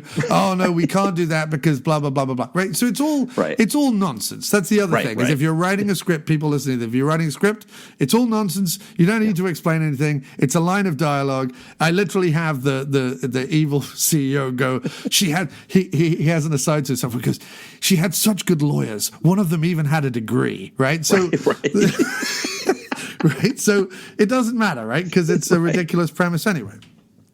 So there's that. So I'm like, that then gave me my first murder victim, because the first murder victim is his ex-wife, right? Yeah. Which makes him the first red herring, right? So. Yeah. So spoilers, he didn't do it, but you think he did, right? But anyway, so that gave me some stuff there. But the other thing that I pinched from After Movie Diner, the movie that's going to show up in this new detective film, is that my character in After Movie Diner, the movie, John, who's me playing me, for no reason whatsoever, I thought it would be hilarious if I had an imaginary friend, right, that I wasn't even that friendly with, that had stuck around since I was a kid, even though I didn't want him to. Right? Because I thought, how funny would it be that he had this random imaginary friend? Because, I mean, I never had an imaginary friend when I was growing up, but people did, right?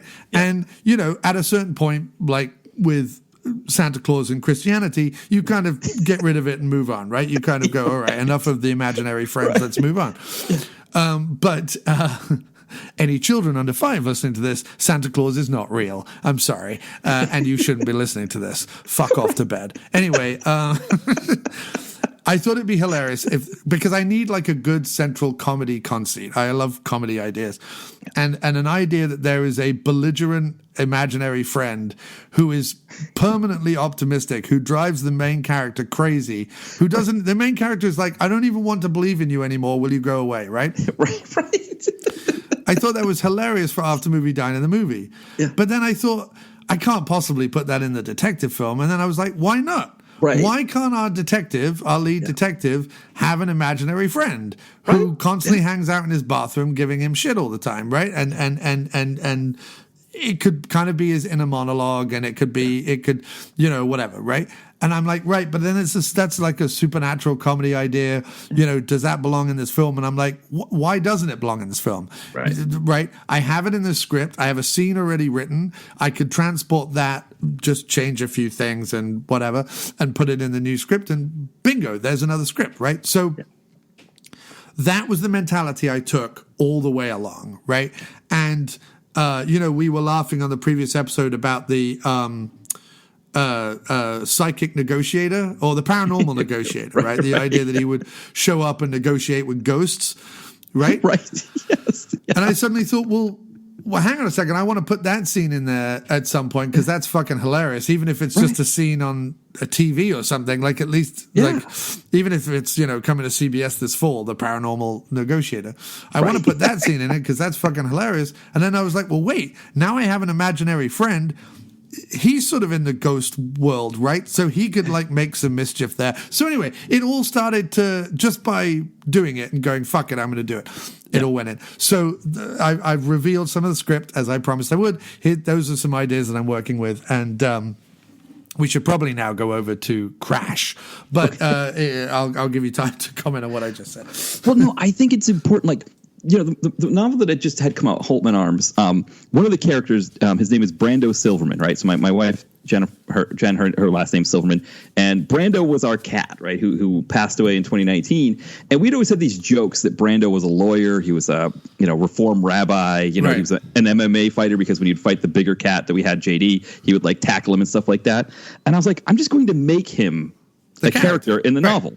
And so the main character is there, and there's this other character who at one point says, your friend is a little gray cat, right? And he's like, no, he's not a gray cat, he's a person, he's a human, you know, and all this stuff. But he does all of these things, you know, he's a lawyer, he's an MMA fighter, all of these kinds of things. Right. And I just put it in the movie, in the book. But then the other thing in the book is the main character, throughout the thread in the book, there's this separatist group in North Dakota that's trying to secede from the country. And originally the concept in the book was that under the Obama administration, Barack Obama, with the support of the Senate, had decided they were going to take North and South Dakota and put them into one state. Yeah. So they would just be Dakota. And I was like, this is what it's going to be in the novel. But then the one that's coming out this year is like the third in a series of those. Right. And I realized, like, I couldn't describe what happened with North and South Dakota becoming its own state within this other book cleanly enough. So I went away from it. And when I would tell people about it, they're like, why did you do that? Why wouldn't you just, that's kind of a fun idea that, North and South Dakota become one state. And I was like, I guess, but, so it's like one of those things where like, you got to go as crazy as possible and then like, just see how it looks when you get it all out there. And if you got to pull it back, I think sometimes it's easier to pull it back than it is to like go further, if that makes sense. Of course. No. And I look, I think back to, funnily enough, I was on this tear recently watching the Marvel movies, and two of the ones, the second Guardians movie and Thor: Love and Thunder that they appear in the beginning. Those are both movies that people weren't so hot on when they came out, right? But I watched them again, and full disclosure, I watched them having taken some gummies, and They're fucking wonderful. And those two movies, Love and Thunder and Volume 2, are fucking wonderful. And they're fucking wonderful because they are less concerned with the, whatever the bad guy of the week is or whatever. It's both Taika Waititi and James Gunn putting in as many like just batshit fucking ideas that they want to put in, right? So like the two screaming goats in Love and Thunder, like I think that's a fucking hilarious idea, right? The fact that he destroys the like temple of the sacred whatever while he's doing his ridiculous Thor fighting, right? And to kind of get him back, they give him these two screaming goats, but him and Korg kind of love the screaming goats. And then for the rest of the movie, like the screaming goats are like pulling his chariot, pulling his boat and, whatever it is. And I'm like, that's a wonderful idea where someone's gone, okay, screaming goats, that's fucking hilarious. Yeah. Giant screaming goats. But fuck that. I'm keeping that in the whole movie as a through line for the movie. So that's like, I love those kind of things. And the reason why I love them is because I was raised on 80s movies. And 80s movies are full of shit you cannot explain, but that is fucking genius. Yes. There are so many, whether it's comic book movies, big blockbuster movies, fantasy movies like the fucking Krulls and Neverending Stories and Labyrinths and whatever, all those kind of fantasy movies that came out, whatever it is, there are 80s movies that are filled with shit where you're just like, that is fucking bizarre and beautiful. It's beautiful because it's bizarre. It's not cookie cutter. It's not something I've seen before. It's not something I'm likely to see again. It's its own thing. So whenever I start thinking about like, well, maybe I'll take that out. Maybe I'll make it more serious. I'm like, why? Yeah. Why, dude? Your voice, like the way I write shit, like whether it's the sketches at the beginning of the After Movie Diner or movies or whatever, it's got to be in my voice. Yeah. And I think the idea of an imaginary friend that won't fuck off is hilarious. Right. And I can write it in a way that I think is hilarious. I don't need anyone else to find that hilarious. Yeah. I think it's hilarious. So, and call that masturbatory all you like. That's what I'm going to do. And talking about masturbatory, let's talk about David Cronenberg's 1996 film Crash. Yes. I feel like there's a lot to say about this, right? Yes. And the reason why there's a lot to say about it is because nothing happens in the film, right? So that's the first thing. Absolutely nothing happens in the film. And I would go as far as to say that the film, outside of its cinematography and soundtrack, both of which are superb, the film is pornography. And I don't mean that in a... I don't mean that in a Christian moral right, prudish, like, oh, this film is pornography. What I mean is, as someone who's watched a lot of pornography in his life, it plays out like a porn film, meaning there are 4 or 5, maybe 6 main characters, and by the end of the film, you expect all of them to fuck each other. And that's, right? And in various different setups, right? Man, woman, woman, man, woman, woman, man, whatever it is, right? In all the different permutations, you expect this cast of, grotesque porn actors to have fucked each other by the end of the movie. Yes. I mean... And that's Crash, right? That's Crash. I mean, that's it. There's nothing else in this movie but a series of sex scenes and car accidents. I mean, full disclosure, this is number 9 on my top 10 movies of the 90s. This is how much I love really? Crash. Okay, you love it. Okay. I love Crash because it is exactly what you described. Right. With car crashes. And so first of all, obviously, full disclosure for everybody in the audience, I've never had my license. I've driven sometimes, but my wife and I don't drive anywhere. So the fact that a movie about cars is that it's car crashes is that big for me. But and the other thing too is with Cronenberg, his stuff is usually a little bit more macabre than I'm used to dealing with. Right. So like the fact that one of these like really stuck with me. I mean, when I say it's number 9 on my top 10, it's, Clerks is my number 10 and Leaving Las Vegas is my number 8. So it's kind of like right in that number. When I first saw it, that's a triple bill, by the way. Leaving Las Vegas, Crash, and then Clerks.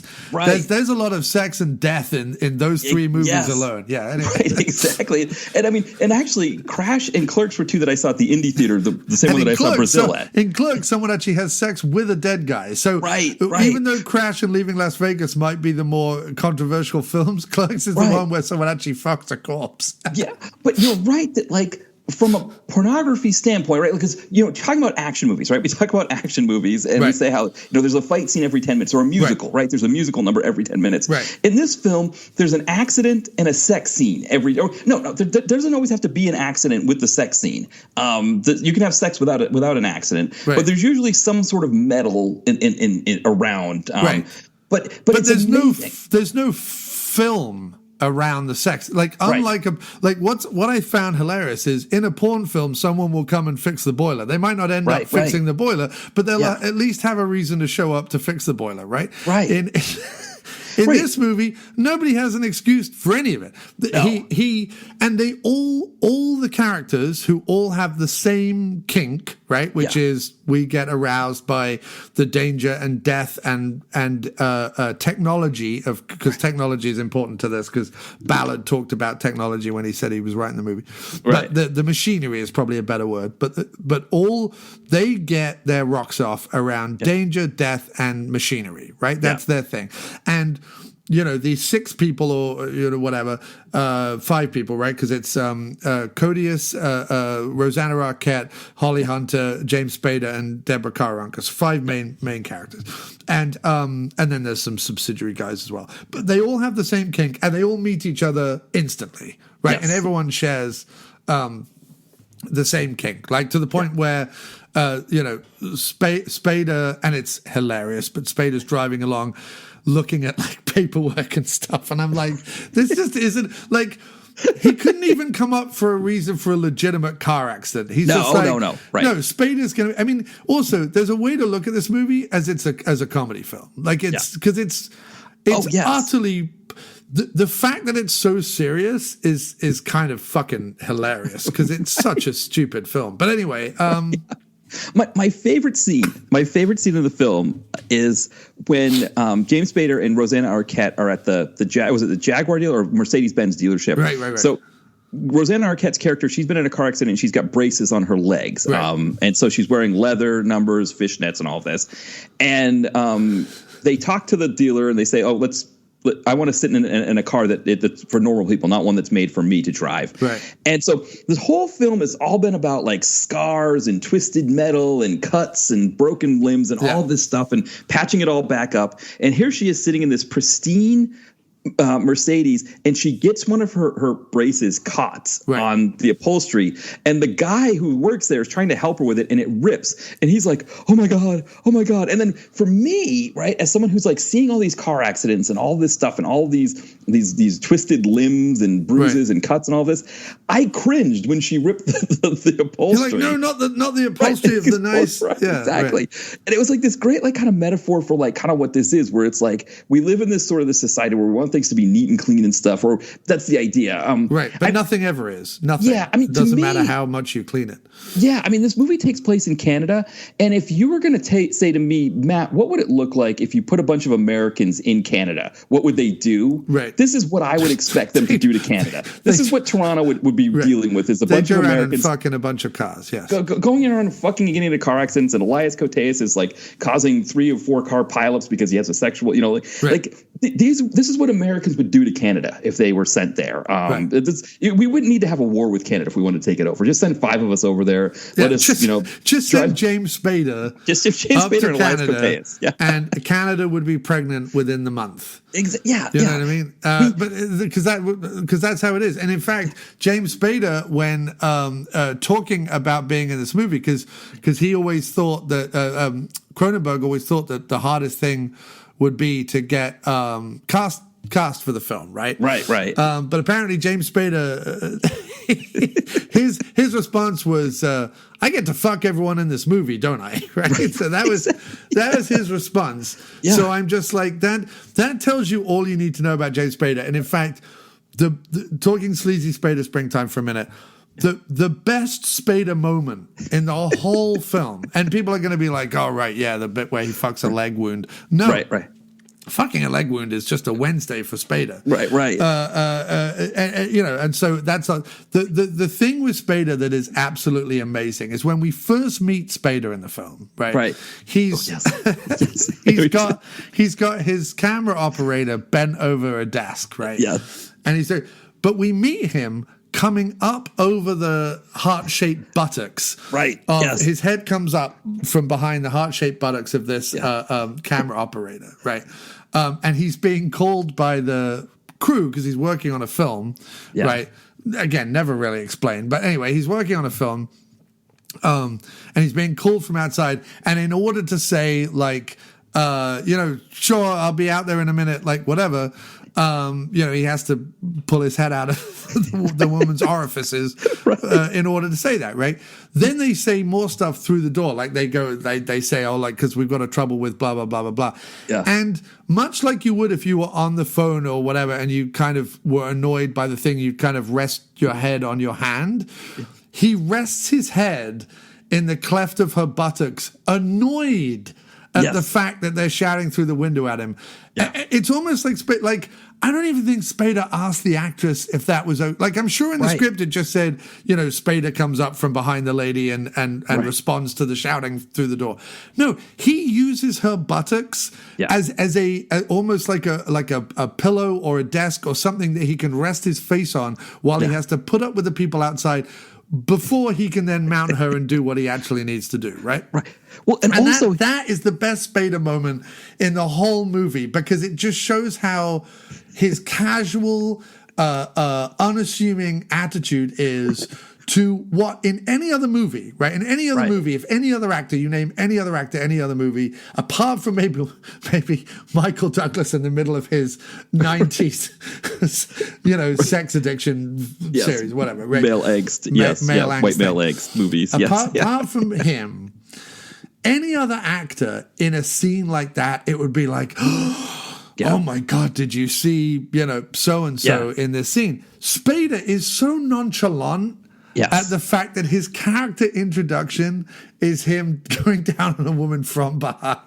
That he uses her buttocks as a resting place for his face. And they're not fake buttocks. It's like an actress's buttocks. And that to me was like, I'm like, Spader is just all over this. He's just having a dream. Anyway, sorry, go ahead. Well, I was going to say, because even the way he says, just a minute, like even that tone that he has, I can't even do it properly. I can't do it Spader justice. That it's like so unique to how he would do that. Like any other actor would like overplay the whole flustered and like had to pull my penis and whatever, like I'm in the middle of having sex, like for him, it was almost like kind of like a just a minute, just, kind of thing. And it kind of punctuated all of what you were talking about there, that it's like, the Spader hair is kind of partially askew. The eyes are wide. It's everything you talk about the sleazy Spader there.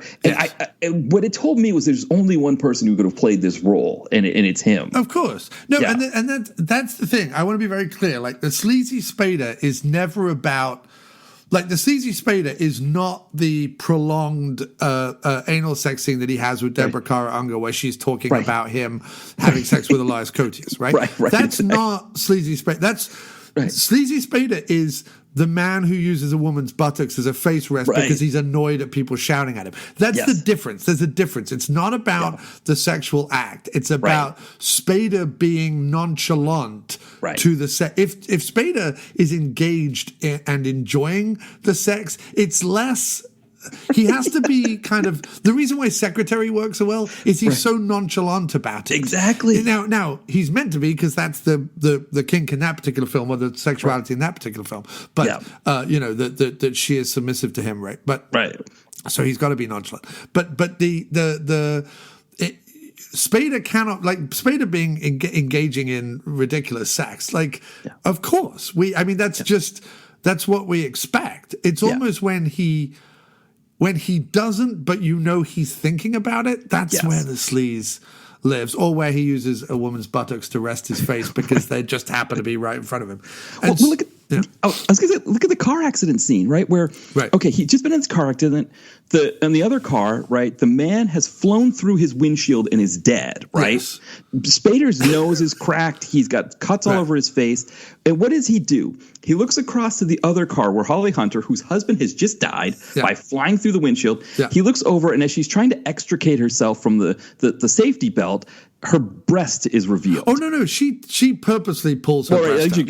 Yeah, I think. Well, either way, right? Either way. Well, that's what I mean. That he finds people with this kink with no problem at all. Like he crashes into the one car on the motorway where the wife of the guy who's just been horribly killed is also aroused by the. I mean, I took her to. I thought she pulled it open. I didn't.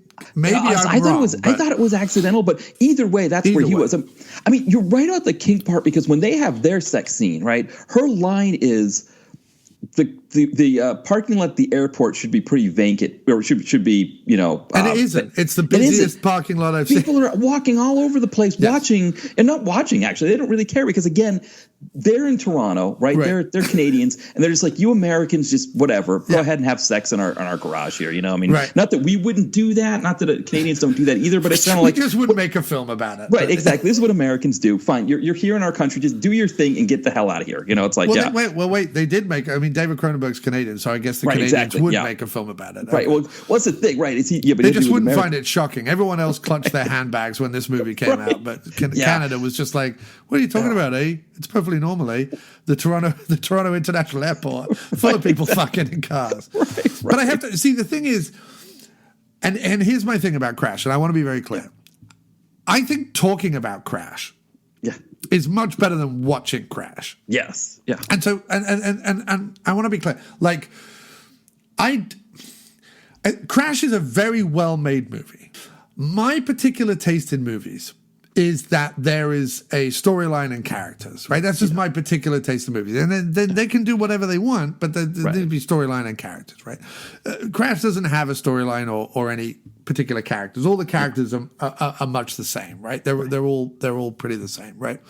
And it's here's the thing. There is and I want to this is the best comparison I can come up with. I don't think it's a very good comparison, it's the best comparison I can come up with, right? At its core, there are kind of two types of art, right? And I'm just coming up with this now. So if there's more types of art, like don't write letters, right? Right. Or write letters and I'll tell you to fuck off. But there's essentially the art that people go, oh, look at the art, right? And then there's the art that people go, oh, look at the pretty picture. That looks exactly like a landscape full of beautiful things, right? Yeah. Right? And then there's other people that look at, blank canvas with a spot on it and go, oh, the angst and the ennui of man's existence trying to deal with the frustration of being alive and machinery and whatever. And you go, it's a blue canvas with a red spot on it. Right. Yes, but what you don't understand is the complex fucking angst but whatever. And I'm like, no, I do understand. It's a blue canvas with a red spot on it. It doesn't mean fucking jack shit. No, but you have to understand that the bleakness of the blue, blah, blah, blah, blah, and the starkness of the red and the contrast, it talks about the fucking anxiety and anguish that man goes through with them. It's a blue square with a red spot on it. Shut up, right? That's me, right? Yeah. I have no time for modern art. I have no time for fucking, we took 20 fridges, cover them in tarpaulin and wrap them together with bungee cord. Look at the fucking man's wasteful technology. No, you took 12 fridges, you wrapped it in bungee cord and put a fucking, doesn't say anything. It's just fridges and a bungee cord, right? Yeah. That's me. That's how I respond to that particular art, right? Yeah. Other people love to sit there and talk about it. And in fact, if you look up Crash, Google Crash, go through the IMDb trivia of Crash, there's any number of like, so-and-so wrote an article in the pretentious news press where he said that, of course, crashes look at the modern machinery and the blah, blah, blah, blah, blah. I'm like, it's people fucking in car accidents. That's what it is. It's people fucking in car. Right. So and even with my most pretentious film hat on, I can't find much meaning in Crash. However, talking about Crash, you can talk about lots of stuff in Crash, right? Yeah. Vaughn could have been a really interesting character, and is certainly the most interesting character in the film. Yeah. But his character only goes as far as all the other characters does, right? But he's the movie should be about him, right? Yeah. And it should be about people coming to this cult or this kink or this finding that they're having these feelings, right, around death and violence and sex and whatever. Because all of that I get, right? I get the idea of sex in public, sex around taboo areas, like sex at a funeral. Like, I totally fucking understand that as a kink. I wouldn't do it personally, but I understand it as a kink. Yeah. I like that this film is non-judgmental of the kink. It's not kink shaming. It's not whatever. If anything, it's celebrating it. But it's also showing just how fucking like cold, repetitive, and like this movie is about addicts who never get satisfaction at all, right? So there's lots to talk about it. But when I watch Crash, it's I don't get excited about watching it. Afterwards, I could probably talk about it quite a bit and kind of go into different things. But I look at it a bit like the blue canvas with the red spot on it. You know what I mean? Like it's that kind of thing. It's a movie that says, I want to put into the world the idea that human sexuality is so weird and has such breadth in it, right? It's why I get so frustrated these days with like all the labels people want to put on shit, right? Right. Like it took us, I don't know how many years, hundreds of years of talking about human psychology before we realized that human psychology was a spectrum. Well, human sexuality is a spectrum. Human sexual desire is a spectrum. It doesn't exist in one cozy little place where missionary position produces a child every 9 months and that's it. Like it's a spectrum of weird, quiet, sinister, shameful thoughts that I guarantee almost every human being, especially the ones that are just doing like quiet missionary position, every 9 months or whatever, have. So a movie that kind of goes, human sexuality is everything that's included in this and more, right? Yeah. I appreciate that. I just would appreciate it if you go back to Cronenberg's earlier movies where he's making genre film, whether it's horror, sci-fi, whatever.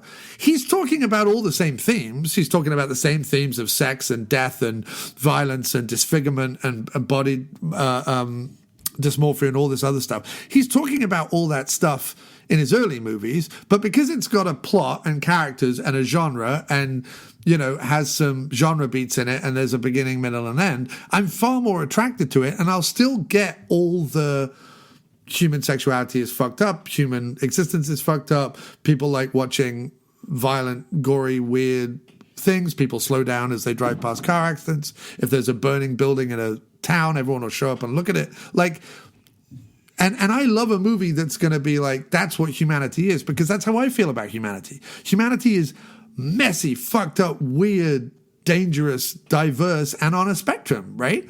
So I love that that's what the movie says. I just wish it said it with a plot and characters and a through line. That's all. Yeah, I mean, again, I love this movie. Like, I don't know about the rewatchability. Like, watching it this recent time, I was like, yeah, again, I always really enjoy it. I mean, right. I think there's something about the interplay between Elias Koteas and Spader, where Spader's got the sleazy part, right? And Koteas is not like another. He's a different kind of sleazy, where it's like he plays this character, this Vaughn character, who's just like so obsessed with car accidents and getting laid and having sex. I mean that scene where they pick up the hooker and they're just right. And he's like this whole piece that they have to have in there where he's telling the hooker to open her mouth so he can take her gum out of her mouth, right? Like all these little things that happen there, but it's like Koteas is just like this strong like thing where he like the whole thing where they're sorry, I'm kind of all over the place, but where they're reenacting. I like they're reenacting those car accidents. They reenacted the car accident, the James Dean car accident, and this guy Seagrave, who's like a stunt driver, who's been like seriously injured. Right, he's got like a very bad concussion. They escape the cops and they go back to this house that Koteas has with all these other people that are into car accidents, and that's where Spader meets them all. And the first thing Koteas does is he goes to this guy Seagrave who's recovering from his accident.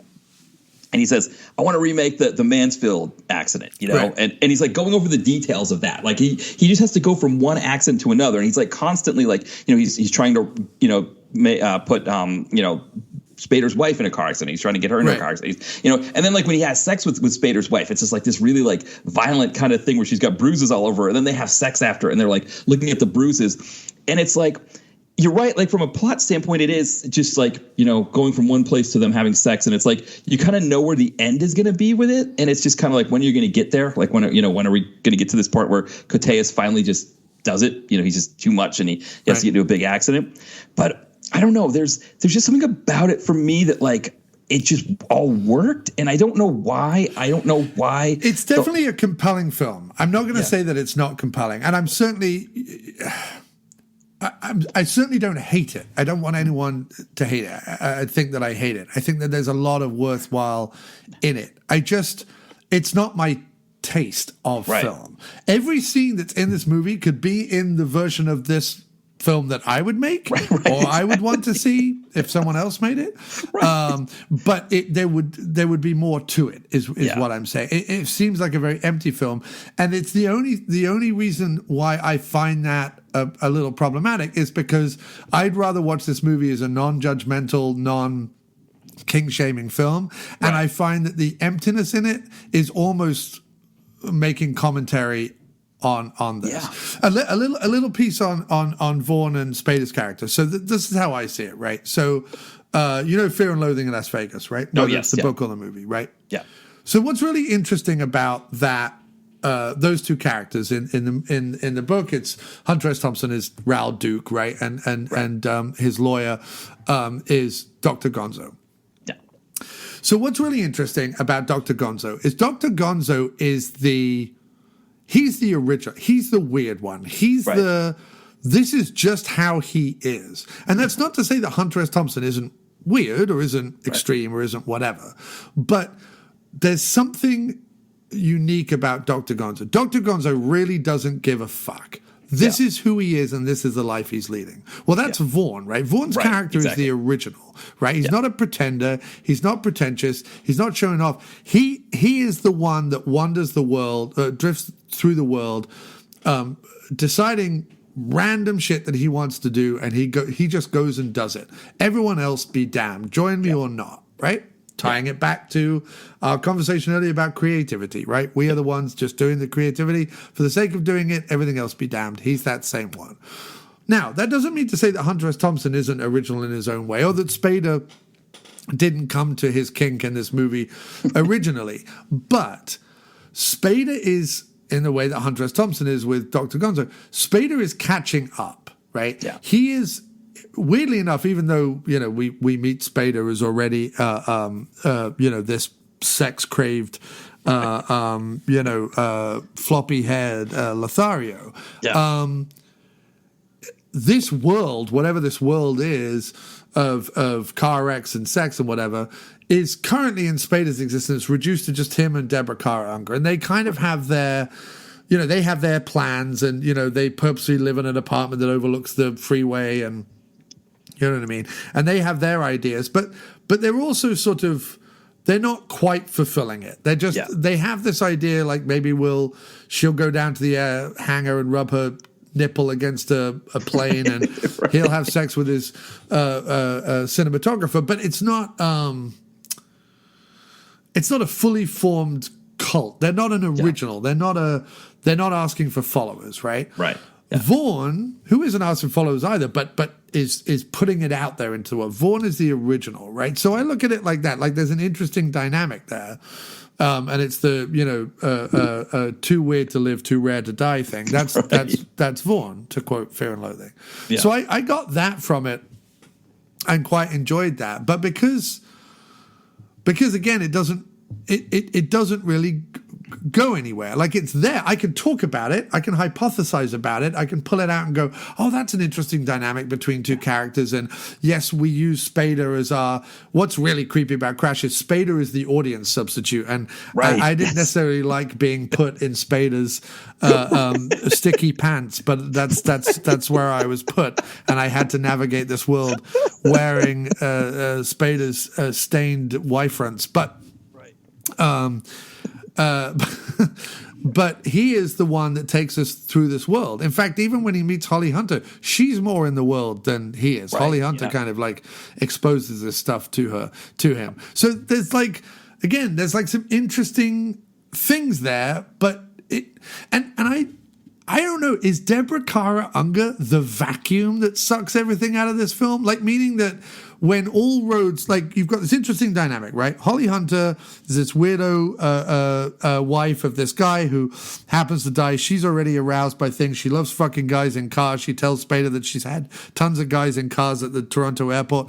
They probably should have just named a parking bay after her and got on with it. Because, good for her, honestly. No shame where I'm concerned. Like, you have at it, lady, please. She knows Vaughn. Vaughn is this guy who, like you say, is kind of does these car accident demonstrations, but also like is building to bigger and weirder and crazier things, and lives in this sort of commune with these people who have been in car accidents, and Rosanna Arquette with her leg and her wound and everything. And Spader is the sort of curious, he's probably in his group the most, depraved, but in this group, suddenly he's the newbie, right? Right, yeah. But whenever it comes back to Deborah Kara Unger, like whenever Spader goes back to her or she shows up in the film again, because she's not really, we don't follow her at any point. We follow Spader. She just kind of crops up or whatever. I feel like any interesting kind of character progression about what Spader's learned and whatever kind of goes nowhere. Yeah. I don't really, and I think the end of the movie, Vaughn and Holly Hunter, Vaughn and Holly Hunter have gone away. They're no longer kind of hanging out with them. Yeah. And they're playing around with each other to see if Spader and her can kind of do the car accident thing and whatever. And they do, and she survives, and they have sex. And while they're having sex, he says, maybe next time, right? Which is meant to be like, oh, I'm so aroused at the thought of dying that, bring me as close to death as possible, and, I'll be all aroused and we can have sex and stuff. But it doesn't, like, all roads that might be interesting stop at her. And in fact, I find her the most... We have an expression in the UK, I don't know if it's over here, but po-faced. It just means kind of serious and a little stuck up and a little pretentious. It's like po-faced, it's like kind of the face that Christians make when you show them a comic book or show them any kind of joy in the world. They kind of make a face like, ooh, don't like clutch their pearls or whatever.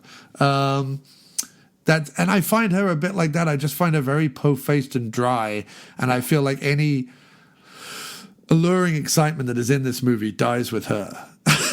Yeah, I'll give you there, because it's like, I mean, it was. So I think one of the problems for me, I think, with some of these things like you're talking about is that, like, for example, that scene where she's having sex with Spader, and while he's having sex with her, she's going through this whole monologue of like, well, do you want to have sex with Elias Koteas? Do you want to put your penis in his anus? Or she said it like very clinically, if I remember. I don't remember exactly. It was something like, do you think about his anus? Do you think, like, it was like, just kept saying the word anus. Like, I don't know how many times in a sex scene that I've heard that term, that was used. But you're right. But I was kind of more like, what is Spader doing? You know what I mean? It's like this is Spader thing that's happening here. Or like, when she has the sex scene at the very beginning with the whole airport thing, you're right. Like, she's not really bringing much except for the fact that she's beautiful. There's not much there. Right. But it's funny, the guy that she has sex with, he has this like very sinewy, like Willem Dafoe quality to him. Right. That was just like, what is going on here? She's like having sex with a lizard man or something. Yes. And it's like, and I don't know, there's something about the way that Cronenberg crafted some of those scenes where he's just like, yeah, that's what I want here. And he's like eating her ass, and it's like, here's the lizard man here, just like,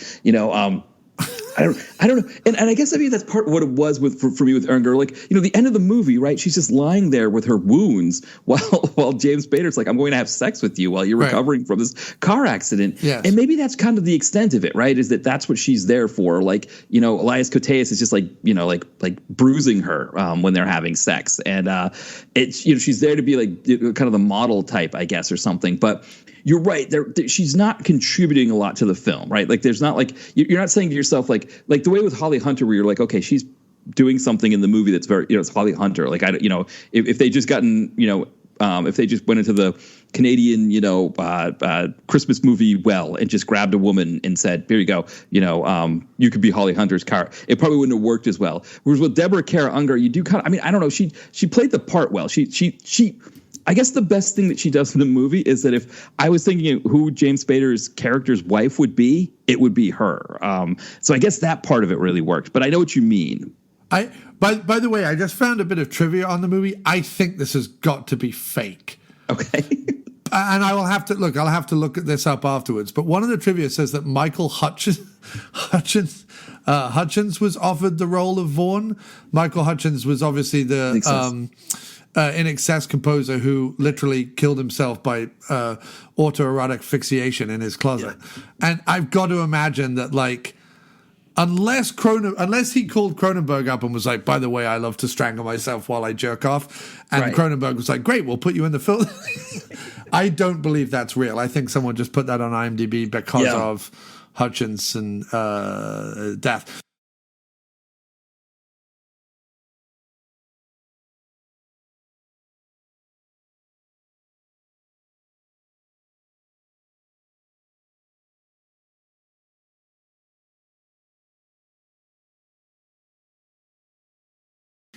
In the UK, you know, we have this weird history of like these banning films, right? Because stuff can be banned in the UK. It can't be banned over here because of freedom of speech.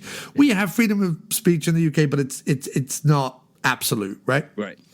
And we have the BBFC, which are literally like film censors. It's not the MPAA, who are just a ratings board, although people see it as censorship.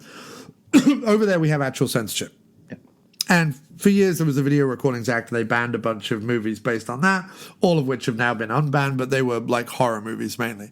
When this movie came out, there's a newspaper called the Daily Mail that is like the pearl-clutching, purse-clutching, hand-wringing, you know, conservative moral majority newspaper.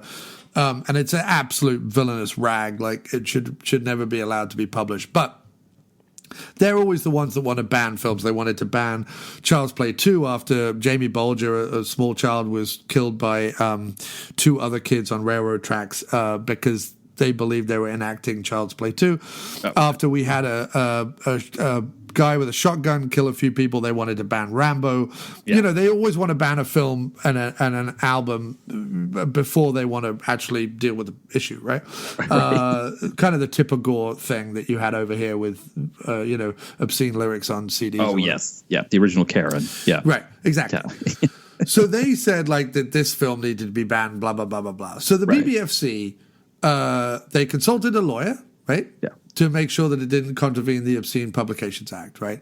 They spoke to a psychologist to see if it could incite copycat behavior. And they even talked to a group of disabled people to see if the character played by Rosanna Arquette could at all be taken offensively, right? Right. After speaking to all these people, the BBFC was like, they all seem fine with it. We're putting it out uncut, right? So the BBFC put it out uncut. The reason why I bring this up is not like the interesting historical thing about the BBFC. The reason why I bring this up is, you know, we live in a world now where people are offended by fucking everything, right? Right, yes. And outraged by everything.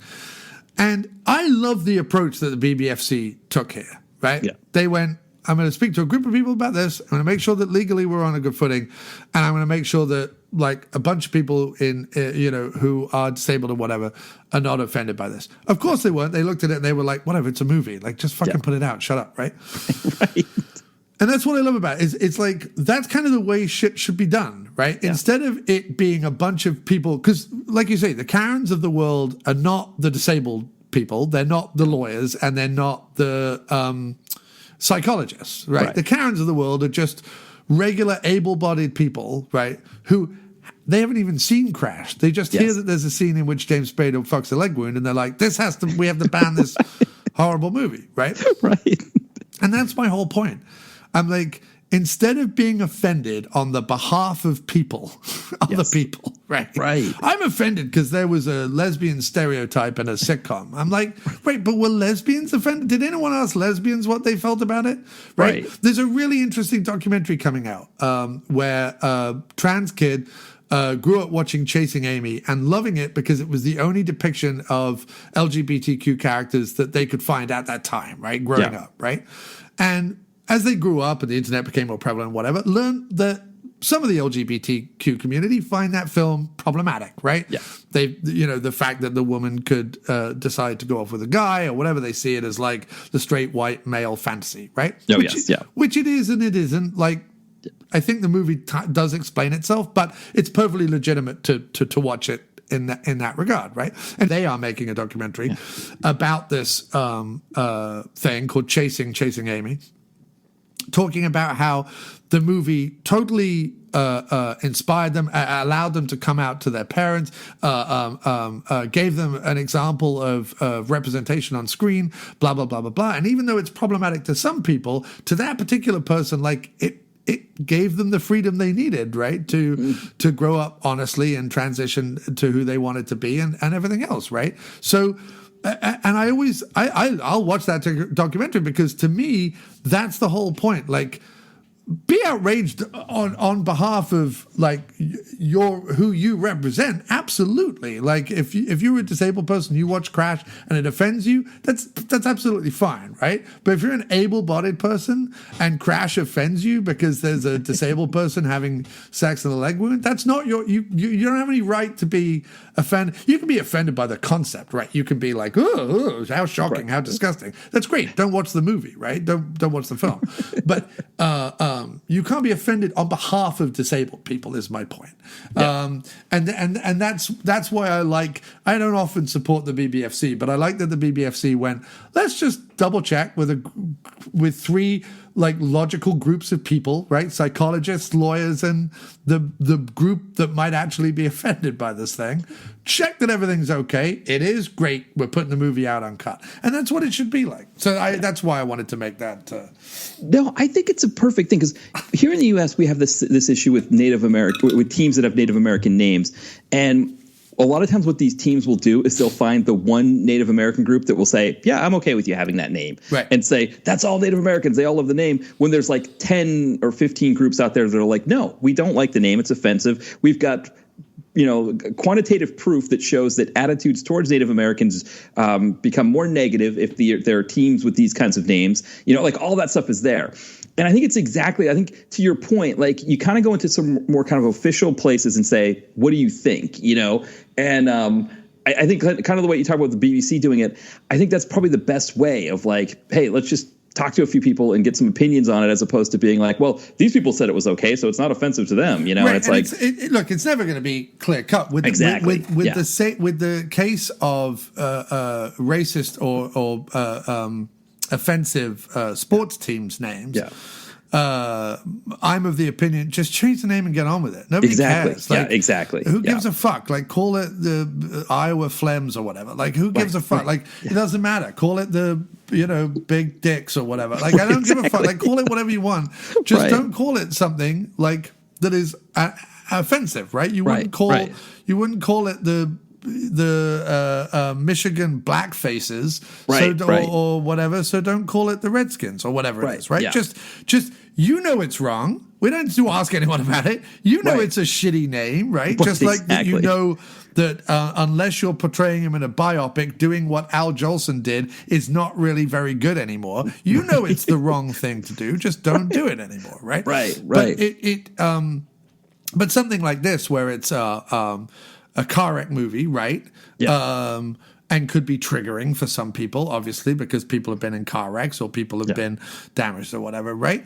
I have no problem, like, asking people, like, what you feel about this film, but at the same time, like, I wouldn't ban it based on that. Right. It's more like, you've been in car accidents, this is something that troubles you, don't watch the movie. And I think that's an important piece too. I think Jen was talking about this with like these, kind of going back through, like the John Hughes catalog or whatever, and talking about like all of the horrible things. And it's kind of more the sense of like, you watch the movie and you recognize what's bad about it. And also you kind of give people this warning that like, okay, there's this thing that might happen in this movie. Like, for example, 16 Candles, right? When, Long Duck Dong or whatever his name is. Right. Or Anthony Michael Hall's taking this girl who's, completely passed out, dead drunk around, and it's like, okay, that's not really something that we would put in a movie nowadays, unless we were doing like even like a Lifetime movie about that kind of thing in a serious way. Probably wouldn't be that graphic to that level of having somebody just being carted around who's that drunk. But I think it's good to be like, okay, if you're someone who's been unfortunately had, been in a situation like that and it's traumatic for you, you really shouldn't go near 16 Candles. You shouldn't watch it. And we should also recognize that wasn't a good thing for them to put in the movie. but like the movie still exists, or like Crash, for example, right? Like, I think Crash is probably a different one because, like you said, with Crash, it was like they talked to people who were disabled and said, "What do you think about this Rosanna Arquette character?" And I'm like, "What's wrong with it? Like, what is there's not any place in the movie where she's diminishing or I don't. She's on the same level as all the other characters, except she's just not in the film as much. But in terms of her kink and her whatever, it's absolutely fine, and it's perfect representation in that regard and within the context of this particular film. Yeah. It's a weird old world out there, but don't be offended on other people's behalves. You're allowed to be offended on your own behalf, but don't be offended on other people's behalves because it ain't your fucking place. You know what I mean? Be supportive. Don't be offended. That's my thing. People have conflated being offended with being supportive, right? So if someone puts out a stand-up comedy routine about trans people, a bunch of non-trans people have become offended by that, right? And they want to cancel Dave Chappelle or whatever, right? Don't be offended on your behalf because you didn't like it, and be supportive of trans people in other ways. If there's a trans artist you like, support their art. If there's a trans sports person you like, go support that team. If there's trans people in your neighborhood who have a bake sale, go buy their bake stuff. But don't.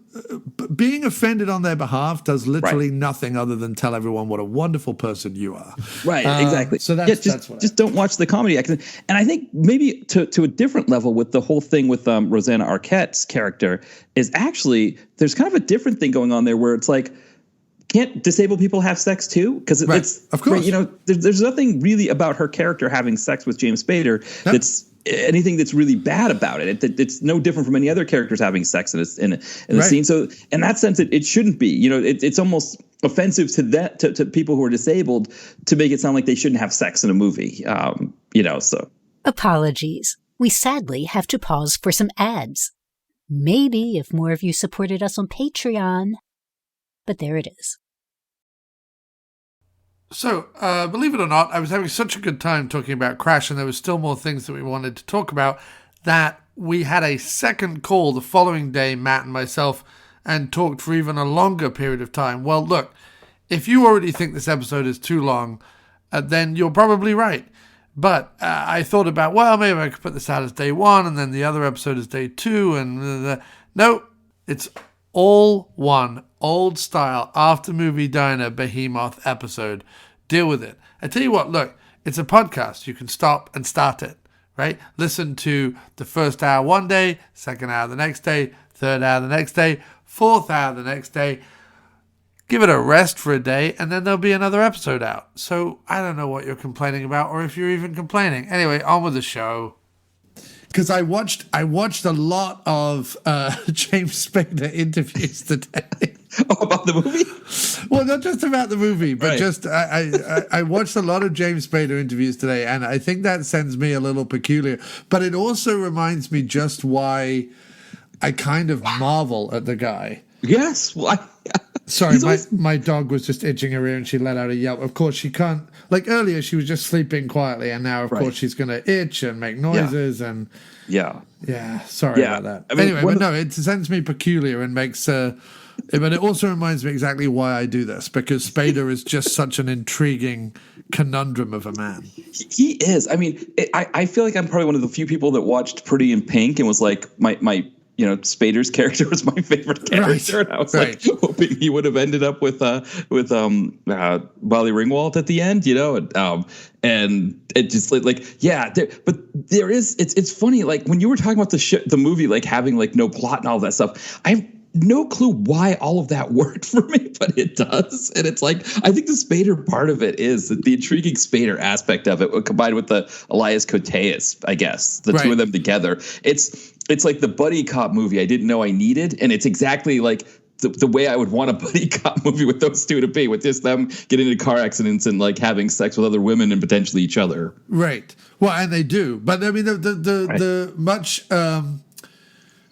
So since I watched the film and then yesterday talking about it and having watched all this supplementary material, there is a 37-minute press conference from Cannes when it debuted there, and I mean, utterly bizarre press conference. Just an utterly bizarre press conference because no one really knows. Like they ask essentially a lot of the same questions, and it's sort of. No one asks, and this is the problem with the press conference, right? Is no one asks the questions they really, and I think also when people talk about this film, no one asks or the questions or talks about what they really want to talk about with this film, right? Which is right. Or, there is one guy, I think this is a famous clip, but there is one guy who gets up and goes, "Why didn't we see James Spader's cock?" Like essentially, that's his question. His question is why, when there's so much female nudity, is there not more full frontal male nudity? Right. To which Cronenberg said, and the guy who asked the question seems to imply that he's asking the question because you're like, oh, you yet again made a movie where all the women get naked and the men don't, was the way he phrased the question. Right.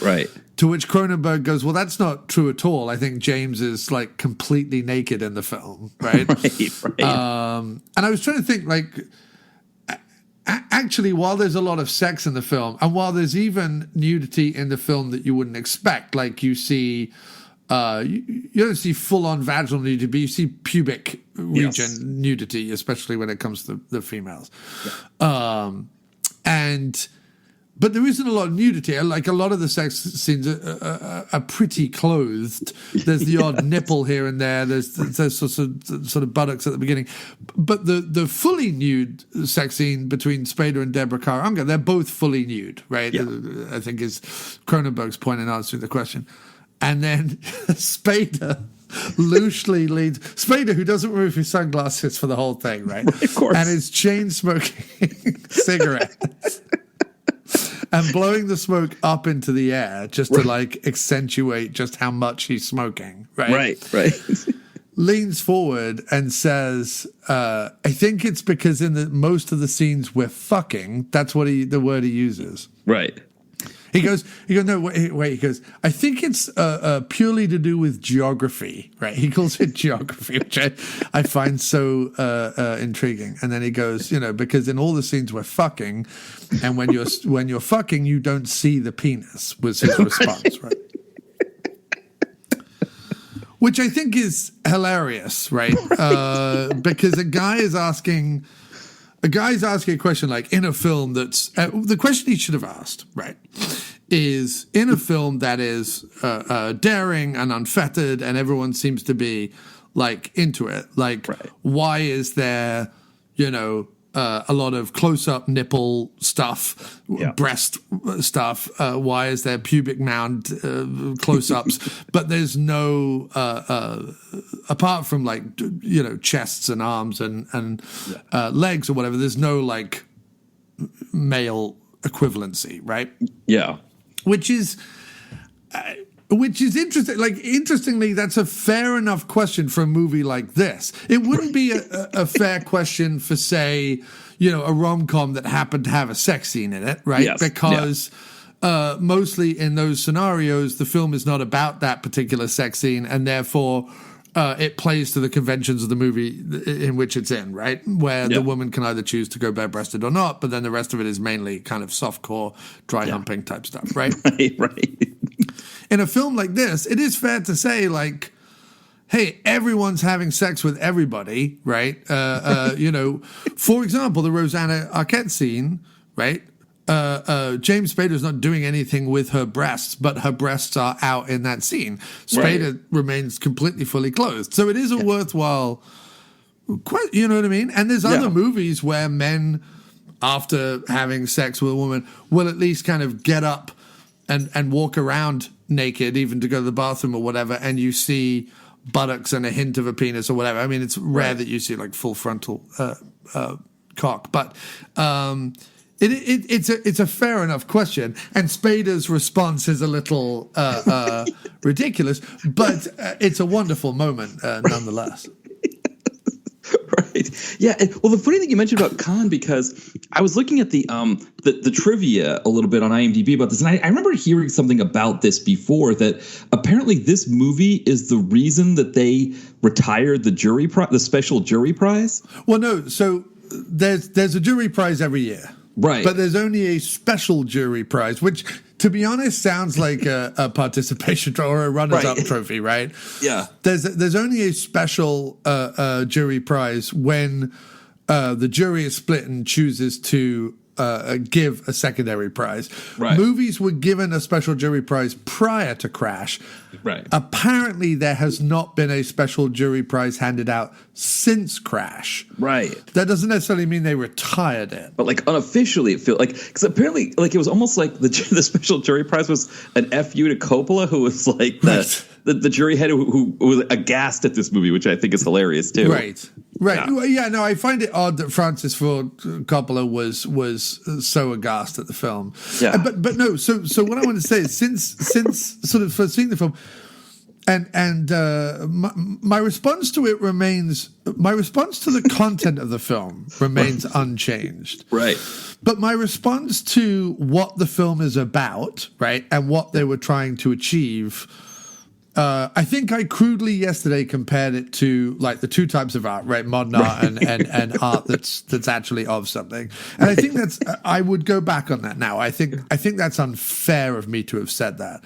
I think having heard people talk about it, having heard Ballard talk about it, having heard Cronenberg talk about it, having read up on it a little bit, the film is exactly the film they set out to make, right? Right. They weren't trying to make They weren't trying to make a film about anything other than what they put on screen, right? Yeah. So when I get,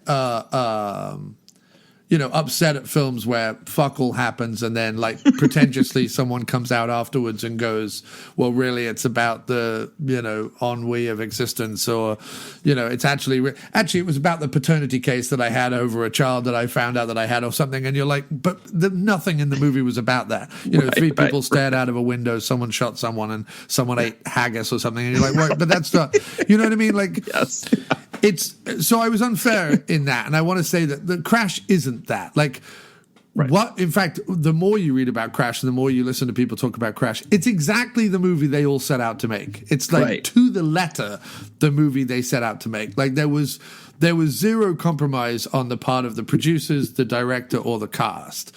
All the cast willingly signed on for the script. The film is very close to the script. And as far as Ballad's concerned, the film pushes the themes of the book beyond the book, right? Yeah. And in fact, Ballard even talks about, he's like, my hardest thing in the book was I was constantly having to try and come up for reasons. So all the things I was talking about yesterday about like, I don't understand necessarily their motivations or how these characters found each other or what the through line is and blah, blah, blah, blah, blah. The Ballard actually says, like, I spent time wrestling with that in the book. The best thing about the movie is Cronenberg did away with that. Yeah. Cronenberg's attitude was, well, all these people have the same fetish, away we go kind of thing. Which certainly cuts through, a lot of the convoluted, like, how do you write a scene where it's like, well, sheepishly over a coffee at a cafe, I'm into fucking in car wrecks. Oh, really? I could try that. Like, it's, you know what I mean? It's not, it's not necessarily going to be the scene in the movie that necessarily drives it. I think my criticism of the film's like not having more broad characters, not expanding on Vaughn's thing, etc., etc. I still understand that would be a different movie, right? I'm not trying to say that is the movie that Cronenberg set out to make. I think the movie and the reasons why they set out to make this movie what it is are fine, and I think that the end result speaks exactly to that. I think what I will modify my review to is that it as interesting as the subject matter is, and the subject matter is interesting. I don't just mean like sex for the sake of sex. I mean all the places you can take that. Machinery, cars, body modification versus car modification, how we treat, Cronenberg mentioned something in the Cannes press conference about like film and cinema, cars and cinema kind of starting at the same time and being the same age, and sort of how cinema liberates and how cars liberate, and sort of some comparisons there, which are a bit like on the nose pretentious, but there's something there, right? Yeah. There's something in the scenes with Vaughn being fascinated over the big metal contraption that Spader is using to hold his leg together in the hospital, and the kind of fascination that Spader has the twisted metal of the cars and the junkyards and things like that. So there's some really interesting things there. I just don't think it necessarily makes for a compelling film that you'd want to rewatch, but I think that, like I said yesterday, the discussion around it is far more fascinating than maybe the film itself. But that means the film is successful because the film does exactly what it set out to do, right? And what I like about being able to talk about it on a podcast like this versus, some Tonight Show or whatever, or some official film review program, is you can't talk candidly about it on those shows. Right. I think that's the problem that Spader has, and even Cronenberg has when being interviewed about the thing, is they can't really say, everything that they would like to in the same way that we can. There was something interesting that came up in the Cannes press conference as well that was about sort of, I think one of the critics said something about like the detachment of the characters, and I think Cronenberg was talking about that as well. And Cronenberg mentions, he's like, it would be a different film if we made it now, because, a few months later, because sort of the advent of the internet and so on and so forth. He said, I also think, he said kind of what I said yesterday, which is he talks about human sexuality post, in vitro fertilization and being able to essentially produce a child with neither partner having ever met, right? And certainly never having had sex. He's like, sex started off as we were animals to have babies, right? Once we could do that without having to have sex, which we can do now, sex became a human construct, right? Which is kind of what I was saying yesterday about sexuality kind of being on the spectrum. And he said, I think it gives way to far more experimentation and open-mindedness and danger and other stuff, all this sort of part of sexuality, which is sort of, again, what I was kind of alluding to yesterday. And I think that when you talk about that and then you look at like the advent of the internet and then you put it together with the comment about like the characters being detached, in a weird way, Crash could be looked at as... I know we've made this joke before on Mo's old show, but about like subreddits, right? About various kinks on subreddits. But I mean, any internet forum, right? The internet, I forget what they call the rule, but there is a rule that if you can think about it, there's porn on the internet about it, right? So, if your thing is like, I don't know, dressing a woman up as a gibbon in a big flowery hat and, having her milk a ostrich or something, you could probably find that on the internet, right? And there would be a subreddit, dedicated to that. And in a weird way, Crash examines the humans that would, and probably do on a daily basis, participate in a Pornhub forum or or an adults only chat room or whatever on the internet, or even in the comments underneath porn on Pornhub or one of these sites, and looking at that detachment, because there's this detachment, right? There's this, there's an old song. And I'm going to forget what it's called, but there's an old song by Billy Joel that's essentially about phone sex. It's about like calling someone up in the middle of the night, and I can't remember what it's called now. But it's on one of the players there. But he's talking about phone sex. He's talking about calling someone up in the middle of the night and wanting something long distance, even though you can't possibly be there, and it's not necessarily the same as it is in person. And these are like basically the lyrics of the song, right? But it's like I need satisfaction right now or whatever, right? And he's basically, it's funny because it's sort of a very open song. If you listen to the lyrics, I'm sure most people haven't. It's a very open song about like, I'm going to call someone up in the middle of the night and jerk it while they, whatever, right? Right. Which is totally fine. But I'm saying, you put that together with Crash and then with the idea of like internet forums where people can discuss or participate in these very intimate sexual activities without ever meeting, without ever touching, without whatever. that and add AI and VR and all the rest of it to it now. Like I'm talking internet technology from 20 years ago. Now you've got even more possibilities, I'm sure.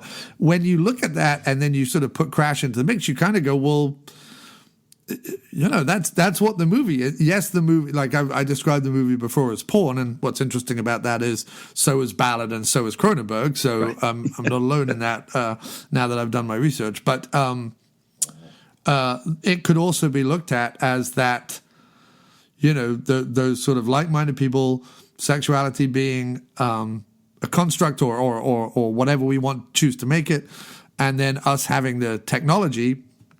Back then it was obviously car accidents, car wrecks, and whatever in the film. In reality, it was late night dating chat lines, right? Hotlines or chat lines, right? On the telephone. And I'm sure there were, clubs and bars where there were message, group signs up on a pinboard somewhere that sort of said, interested in this, meet, behind the dumpsters at 8:00 or whatever. I'm sure this has been going on since the days of the carrier pigeon. But, the fact that Crash kind of looks at something way before it was,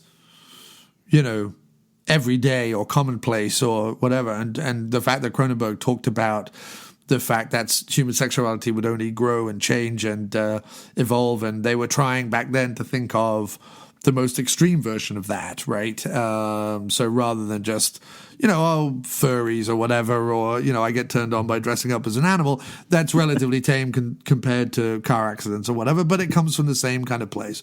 And the fact that they kind of put that together and heralded sort of the dawn of human sexuality or the remaking of human sexuality, the movie does do that. Like, the movie does do that. That is in the film if you want to see it. So not that I've done a 180 on the film, because I still wouldn't put it in tomorrow and go, oh, what a marvelous movie. But there's stuff in there. Do you know what I mean? There's like a lot in there if you choose to. And it's not pretentious, strokey beard, oh, I'm hypothesizing. It's in there, and it was intentionally in there. Do you know what I mean? Yeah, I mean, you're right. I mean, there's almost like the film itself is almost like a twisted 100-minute version of an everything you wanted to know about sex but were afraid to ask vignette, right? And instead of it like, and right, you could see like Gene Wilder. That's a great way to put it, yeah. Right. And so, instead of it being Gene Wilder in a goofy role, we've got Sleazy Spader, we've got Spader doing it in this kind of more serious version, but still like the same idea. And it's the other thing too, I think, is that, with like you talk about with human sexuality, it's funny, in my novel Chad in Accounting, the main character, Chad, meets this woman who might not be the brightest bulb, and she makes a comment about dolphins, because she has the dolphin tramp stamp on her lower back, and he brings up a thing about, oh, you got the dolphin. She's like, yeah, did you know they're the only animals who have sex for pleasure? And he thinks it's like a come on. Right. And he's like, oh, well, yes, between them and us, of course, right? And she goes, no, humans aren't animals, which that was a conversation that actually happened to me in real life. But beyond that, right, beyond the fact that, yes, dolphins have sex for pleasure as well, but humans are the only ones that can like kind of have these kinds of kinks, right? Like, I mean, I guess, yeah, your dog or your cat can just hump some random piece of furniture or something, right? But for the most part, humans have these kinks, and the car is the most fascinating one, right? Because it's, I heard Keith Olbermann say, when they were talking about driving cars, when he used to have his old show Countdown, he was talking to somebody about, self-driving cars, and he said, he was saying to the person, is the bug in the system the fact that cars were invented before computers, right? And the fact that, like, right, if we'd invented computers first, then we'd have our self-driving cars and nobody would get into these car accidents. But it's just like humans to invent this thing that's like, that takes over our entire world, right? I mean, cars are everywhere. I mean, obviously, yes, I don't drive, but it's like I still interact with cars on a daily basis when I go out and, cars are driving around. That it would be like just like humans to invent this thing that's very deadly. It's this big, massive machine. It has all kinds of technology and stuff inside of it. So many people are tied to it. I mean, my wife and I watch Mad Men on Freevee. We get commercials. I would say probably 50 to 75% of the commercials are car related in some way, whether it's the actual car. Every car holiday insurance. is an excuse excuse for another car sale. Right, exactly. Memorial Day car events, Yeah. President's Day It's either- car events, July 4th car events. Yeah. Right. Everything has to do with cars. And of course, it doesn't apply to us, but it's such a major piece of one's life. And Well, America couldn't exist Right. in the way that it does without cars. Right. I mean, America is the country, built on the back of cars to some extent. Like once Ford invented the motor car, or whatever, like all bets were off for the rest of the world in terms of, and that doesn't mean obviously like, there's Japanese cars and Chinese cars and even European cars or whatever that people like and purchase and are shipped around the world now and whatever. But in general, the invention of the motor car made this vast landmass a lot more traversable. Unlike other countries, like Japan, for example, America has never moved on the idea of super fast trains or other environmentally friendlier forms of travel. Planes and cars remain, the big gas guzzling thing remains the way to traverse America. And, there's some interesting things there. Like, for example, the self-driving car. As someone who recently learned to drive, this is interesting, right? So I didn't drive for years and years and years, right? I was always the passenger or public transportation. And since moving out to Connecticut, I've learned to drive. And the thing is, I absolutely adore driving, like absolutely love driving. And the idea of a self-driving car is, to me, the complete antithesis of why a car exists. The whole point of a car to exist is to be behind the wheel. That's the whole point. And it is intrinsically linked to the danger involved. Not that I purposely drive dangerously. I'm not saying that. Like, I consider myself to be a safe and controlled driver. But even a safe, controlled driver faces danger every time they go out on the road, whether it's I'm in the countryside, right? A deer could, or a turkey, or any number of animals could leap out in front of me, and have done, thankfully not causing any accidents, but could leap out in front of me at any time. I live on a long, windy road that's 40 miles an hour that most people drive 60 miles an hour because there's nowhere for cops to park, so people drive it at higher speeds or whatever. There's always danger, right, when you go out into the car. But that's the point, right? There's an argument to say that life is danger. That living is danger, right? And, there are people who take it to extreme and throw themselves out of planes and bungee jump and, cross incredibly treacherous ravines on like rickety bridges for fun or whatever, right? Harnessed in, but still they do it. And there's any number of videos online or TikTok or whatever showing people up the Khalifa Tower, whatever it is, in Dubai, like doing the Tom Cruise thing and leaping around on the top of the tall buildings, or parkour, jumping from building to building, whatever it is, right? Life is danger, right? Yeah. That's like, to live is to experience some level of danger. And so to remove that, to say we've made a completely, safe car that essentially has like a techno bubble around it, meaning nothing can come within a foot without kind of the car either stopping or retracting or whatever it does, right? These sensors, this kind of bubbly sensor around it, right? That drives itself, and all you have to do is sit in it. I'd be like, but that to me is the death of life. That is the complete antithesis of the whole point. Like, most people who drive, who love driving, who love cars, they don't, even the new cars, they don't want. They want some old beater, because the more like beat up and old and cool and rusty and whatever, the better, like the more fun it is to drive, because the more danger there is. Like, any minute now the wheel could roll off and away we go. You know what I mean? Like, there's intrinsically part of that in the process of driving. So and it's the same with, even with art, if you want to make this link, like part of making a movie like Crash, right, is, there's the psychological and the philosophical and the meditative and all that kind of stuff. There's all the cerebral, right, the brain aspect of it, right? I want to say this, I want to explore that, I want to do that, right? But there's also the schoolboy danger of, I want to make a movie with a bunch of pubic hair in it and see if I can get it out into the public sphere, right? Because there's a little bit of fun in that. And you're not going to tell me that David Cronenberg, who we know notoriously has like a sense of humor and a weird look at life, or certainly not a weird look at life, a decent look at life, but a weird way to portray that.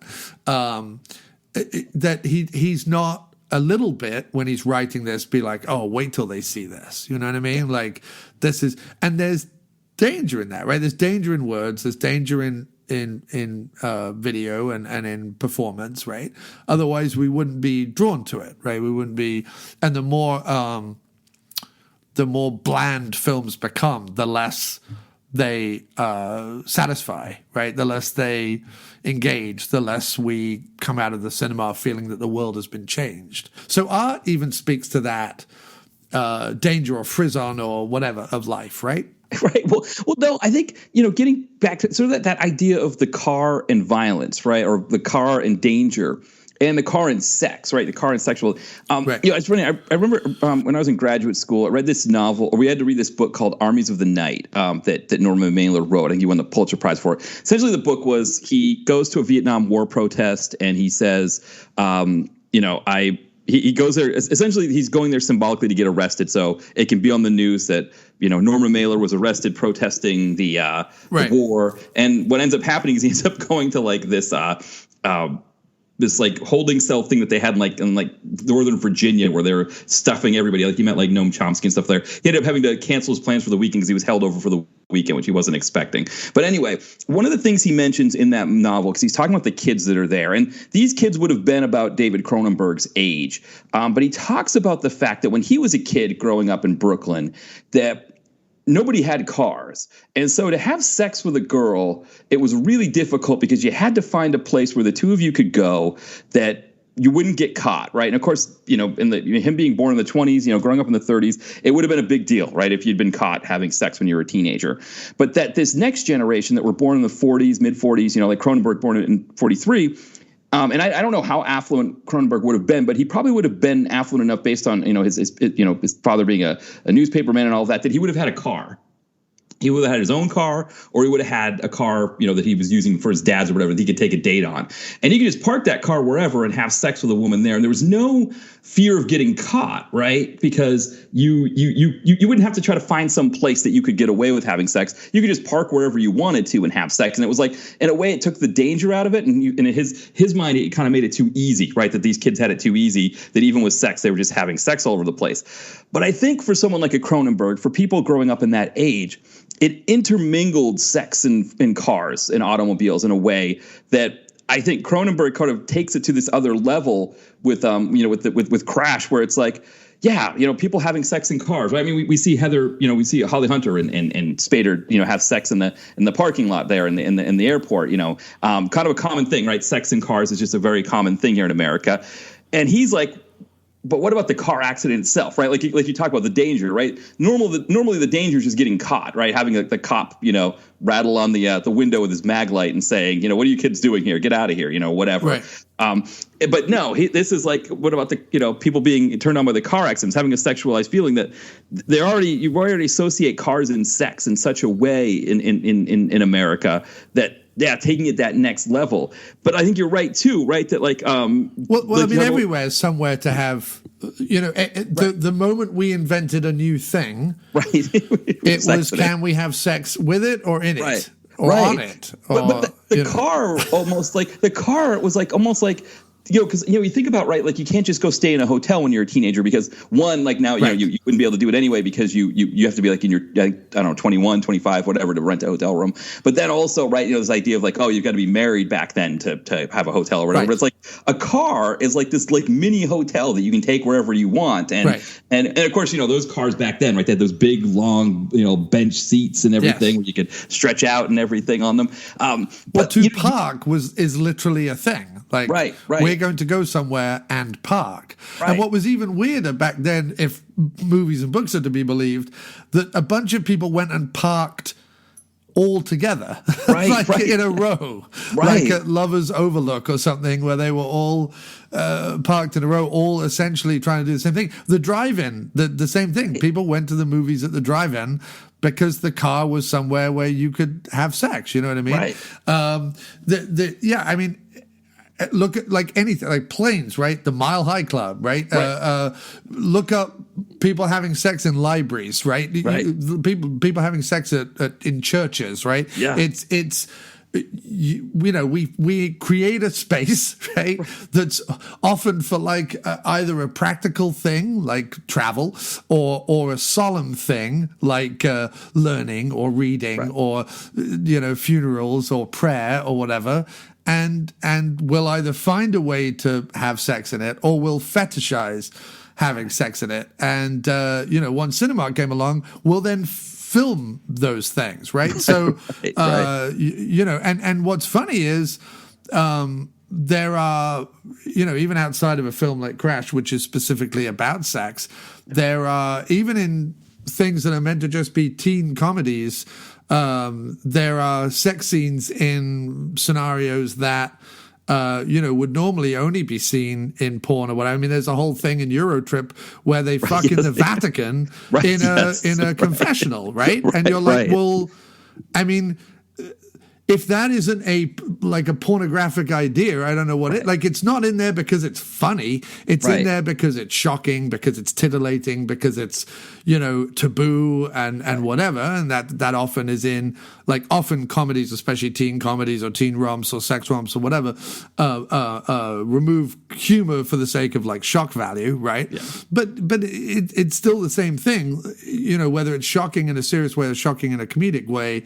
Human beings will find a way to fuck on it, in it, with it, around it, whatever. It just, we're monkeys with guns flinging our own poop, right? So it just is what it is. But the car, what's interesting with the car, though, is the car is more liberating than it is dangerous when it comes to sex, right? Because, like, a lot of the places that you named, they're places you really shouldn't be having sex. Like, they're illicit places, the library, all that.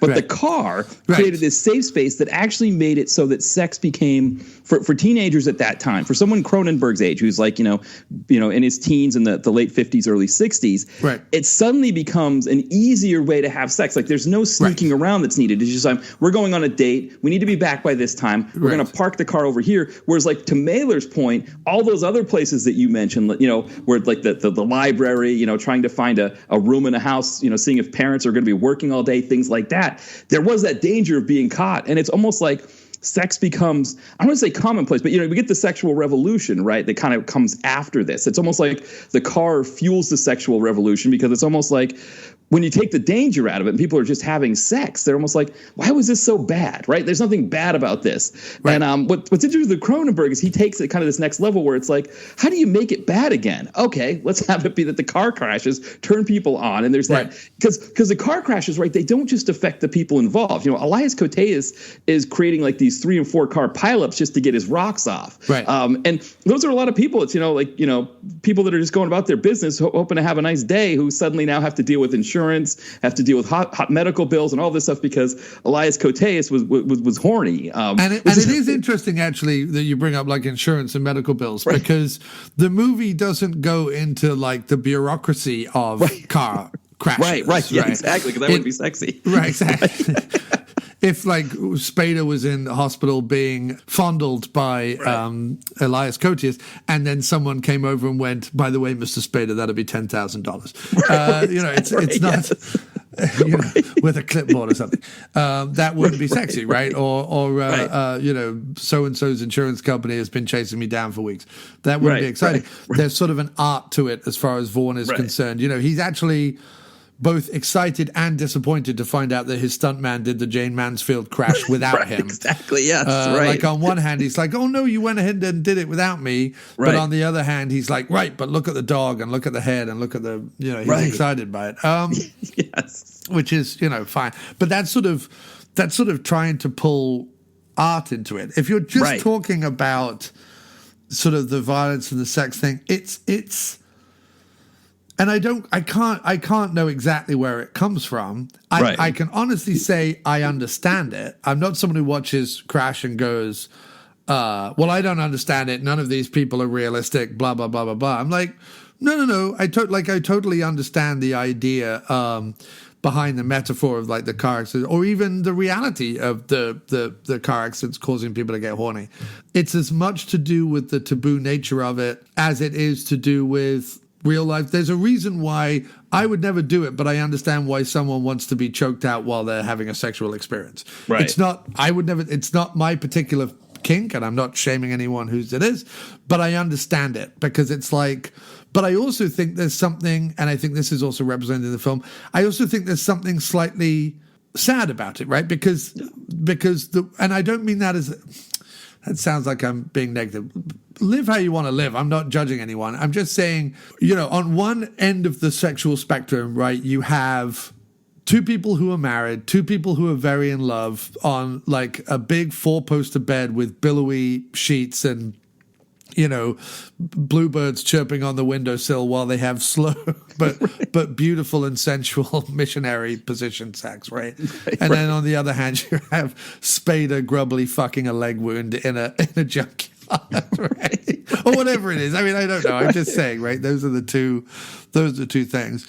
And like everything with human nature, the truth is that a sort of healthy sexual appetite, a healthy sexual interaction would be somewhere in the middle, right? It would have a little excitement, a little danger, a little frizz-on, little experimentation, but it would also have all the love, connection, sentimentality, romance, of the other end of the spectrum, right? It would have the safety of, I love you, I'm not going to hurt you, this is us in unison, exploring ourselves or whatever, but it would also have like some danger or some excitement or something that was a bit taboo about it or whatever. So the truth always lies somewhere in the middle, but we tend to make art or conversation about the extremes, right? Yeah, and I think one thing that's interesting, because, you think of like the success of like the whole, whatever, 50 Shades of Grey, 40 Shades, I don't remember what number. 50 Shades. Of Grey. 50 Shades of Grey. Okay, I did have that right. I was thinking the wrong one. Yeah. But, that kind of like... By the way, I've never read the book or seen the movies. I just know that it's 50. That's just, right. Yeah. I haven't either. I've never done either. And but it's funny because my kind of the recent novel because I don't like corporate approved sexual activity. Like because like at least when Verhoeven made Basic Instinct, there was still a little danger to that, right? It wasn't the norm. The thing I've never understood about the Twilight's 50 Shades of Grey, there was a movie on Netflix that went viral because it had sex scenes in it. That everyone was watching, that was like a terrible movie, but it shot up the charts on Netflix because everyone was watching it. The stuff I don't understand about that is, and there's so-called like Hollywood sanctioned sex scenes, is you could go onto the internet and type, man fucking a horse while woman, paints a picture of Bob Ross or something, and you can find it, right? It'll show up. So I don't understand in a world where sex, any type of sex, whether it's, softcore and romantic right through to the most extreme hardcore, I don't understand why a movie that is pure, shiny Hollywood corporate titillation with no true understanding of S&M. I don't believe that anyone involved in 50 Shades of Grey has any broad understanding of BDSM at all as an actual fetish or kink. I think they just do it based on like power structure and whatever. And I think it's probably incredibly infantile and probably even borderline misogynistic, although I'm making a judgment against it having not seen it. But the thing I don't understand is the popularity of those things, because to my way of thinking is, well, if you're genuinely interested in BDSM or you think it turns you on or whatever, and maybe you've experimented a little with it in your own life, there are plenty of places you can go completely safely, both in public clubs and groups and other things, or on the internet if you want to remain anonymous, where you can experience what it actually is, rather than watching 50 Shades of Grey and having a couple of actors who, by their own admission, were not that into it, performing it for you. I just don't. That to me baffles me, but that's because I don't necessarily subscribe to the world that everyone else is living in. But anyway, sorry, you were in the middle of saying something. Well, no, because I think that's like safe, dangerous sexuality, right? Right. I mean, you think about the 90s, it was just filled with these erotic thrillers that had like this sort of, again, this kind of safe but dangerous S&M kind of thing. And, Right. I mean, S&M, I mean,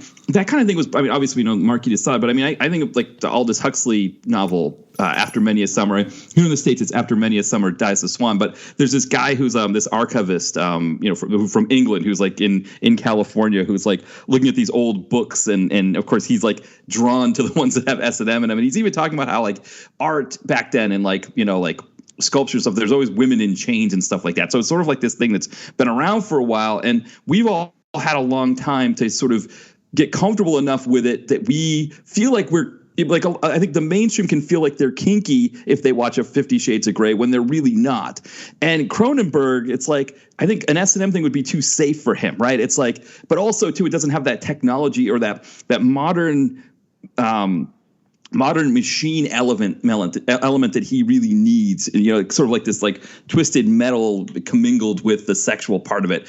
And it's like, yeah, it's like this is when, this is the thing that kind of makes the people who like 50 Shades of Grey blush and just get disgusted and be like, I don't want anything to do with it.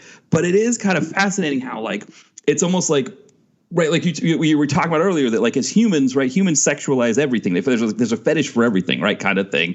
And this is the one that's probably that would be the scariest for people. And then like Cronenberg, like he kind of take with the cast and crew and everybody involved, they take it up a level by the fact that they're just getting into car accidents and having sex all the time, right. Which again, that's not what happens. I don't know 50 Shades of Grey either, so I shouldn't really comment too much, right. But it is an interesting thing where it's like, I mean, like the novel I just came out with most recently, the main character was writing romance novels under a pen name around the time that 50 Shades is big, and his publisher is pushing him to do 50 Shades kind of like stuff in his books. And so he's kind of just like coming up with things, just kind of, slapping it together kind of deal. But it's the kind of thing that you could just slap together. Like, I don't think you can slap together Crash. Like, I don't think you could like, you couldn't just go into, you couldn't go into a publishing house and say, all right, romance novelist, I need more Crash, right? Like you right. couldn't And if Crash succeeds at all, it's an interesting point. If Crash succeeds at all, right, is that when you watch it or when you engage with it, or when you read it or when you listen to Ballard or Cronenberg talk about it, it's not that someone sat down and went, oh, right, I know, sex with a leg wound, right, all right, yeah. Right. Whatever it is, right, or sex in a busy airport parking lot or whatever, right, or whatever. I mean, all the scenes in the movie, like having sex with your camera operator or whatever. Like, it's not that someone just sat down and was like, oh, I'm going to put together a bunch of sex scenes. Yeah. There is a definite purpose behind all of it, and there's a definite exploration that's happening throughout it. That's what makes it interesting beyond the beyond just the nudity or whatever, or beyond just the sexual activity in the film. So that's definitely a line to walk that, like you say, you couldn't just knock one of these off in a weekend and go, well, I've thought of 10 more outrageous sex scenes. Let's just string those together and voila, there's another movie, right? Ryan Gosling, when he did Blue Valentine, that movie, they had a lot of trouble getting that movie released because of the amount of sex scenes, in that film.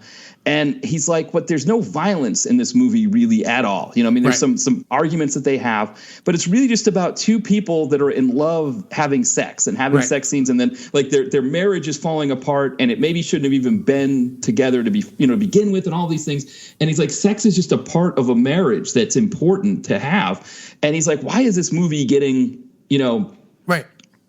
Like, I think they wanted to make that one NC-17. I can't remember if they had to edit it to get it to R or something, but it's just sex. And I think it's like one of those things where you had an actor and an actress who were perfectly fine in wanting to do the scenes that they were doing, right? Because Michelle Williams is the co-star in that one, right? And they were perfectly fine doing the scenes that they were doing. They wanted to do it, and he's like, and I think it's where the whole like Ryan Gosling feminist ally meme started was kind of the way he was talking about this movie.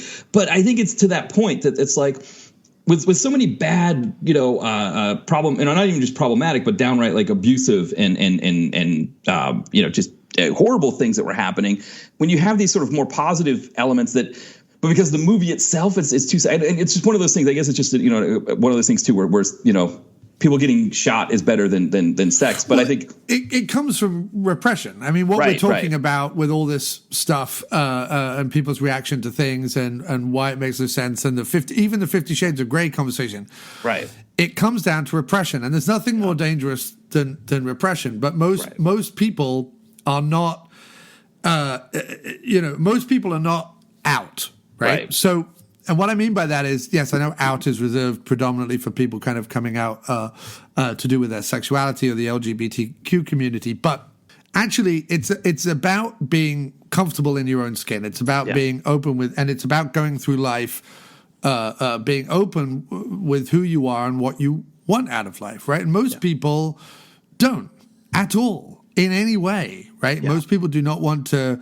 They either don't want to rock the boat, or they don't want to be judged, or they don't want someone calling them a pervert, or whatever it is, right? So a lot of this stuff either builds up, right? And comes out as violence, predatory behavior, rape, whatever it is, right? Or it goes on, but it goes on like behind closed doors and is sort of made sinister or fetishized or hidden away or whatever. And whenever being confronted with people who are just comfortable, either talking about this stuff, acting this stuff out, or watching this stuff, that's often seen as this threat. It's often seen as this abandonment of some kind of like social morality. Because I think there is this weird thing that if someone went, by the way, I like being tied up, right? I like being dominated a little. Like if people lived that way, that suddenly everyone would be fucking in the streets, right? Right. That somehow human nature is not able to live in a world where both things are true, where you can be openly BDSM, but you can still have a 9 to 5, go for dinner with the in-laws and not be constantly talking about it. I think people think that if you want to be a furry or into BDSM or into frotting or whatever it is, a purveyor of frottage, that suddenly that would open the floodgates and everything would be Sodom and Gomorrah. And listen, they might not be wrong. Human beings are not good at walking that middle line at all. In fact, human nature finds it very difficult.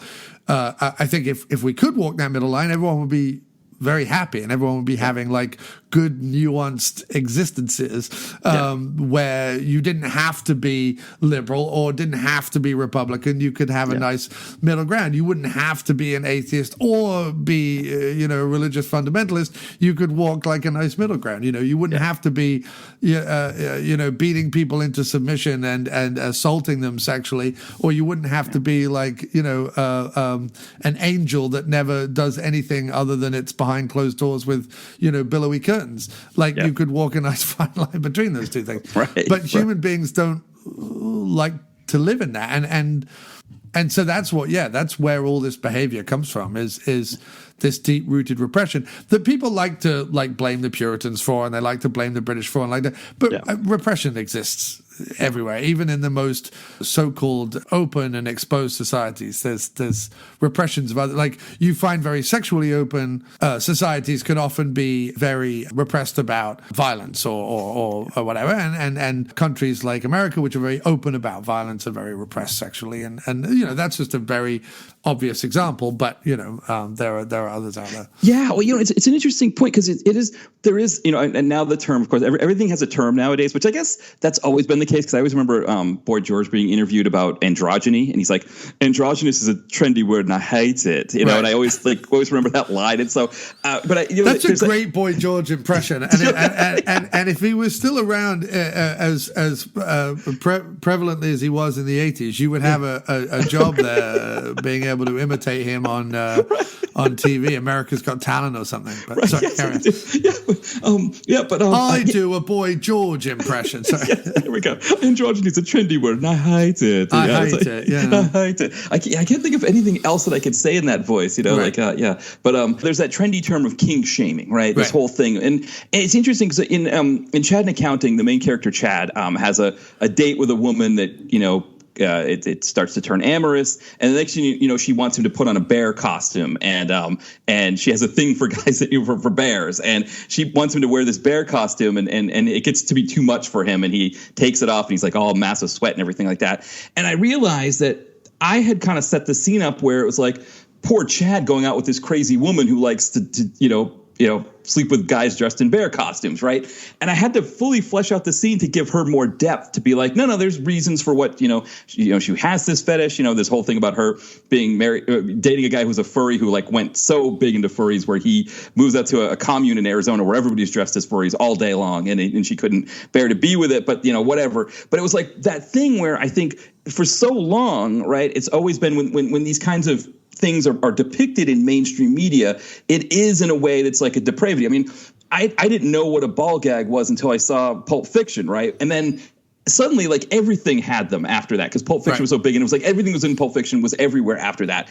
But that, it's not seen in any kind of way that's like right, like that. It's seen in a way that's crazy, right? I mean, these guys that have captured Ving Rhames and Bruce Willis are not good people, right? They're psychos that are, they've been doing whatever this thing is that they've been doing for years, and fortunately, our heroes escape, right? But it's not depicted in a way that's like, oh yeah, like these things, like you said, like there are people that can just do these things, that there can be a relationship between a man and a woman, that there isn't, one of them's into this, one of them's also into it from a different stand, like that kind of, like it's never really depicted in that way. I mean, I guess HBO started to do a good job of it in the 90s with their shows about that kind of thing, but even then it's still seen as like this edge culture kind of thing. No, I mean, I think that's a good point. It's that, and I can think of other examples. There's a movie called Personal Services about a madam in the UK who used to service a lot of sort of politicians and wealthy, powerful people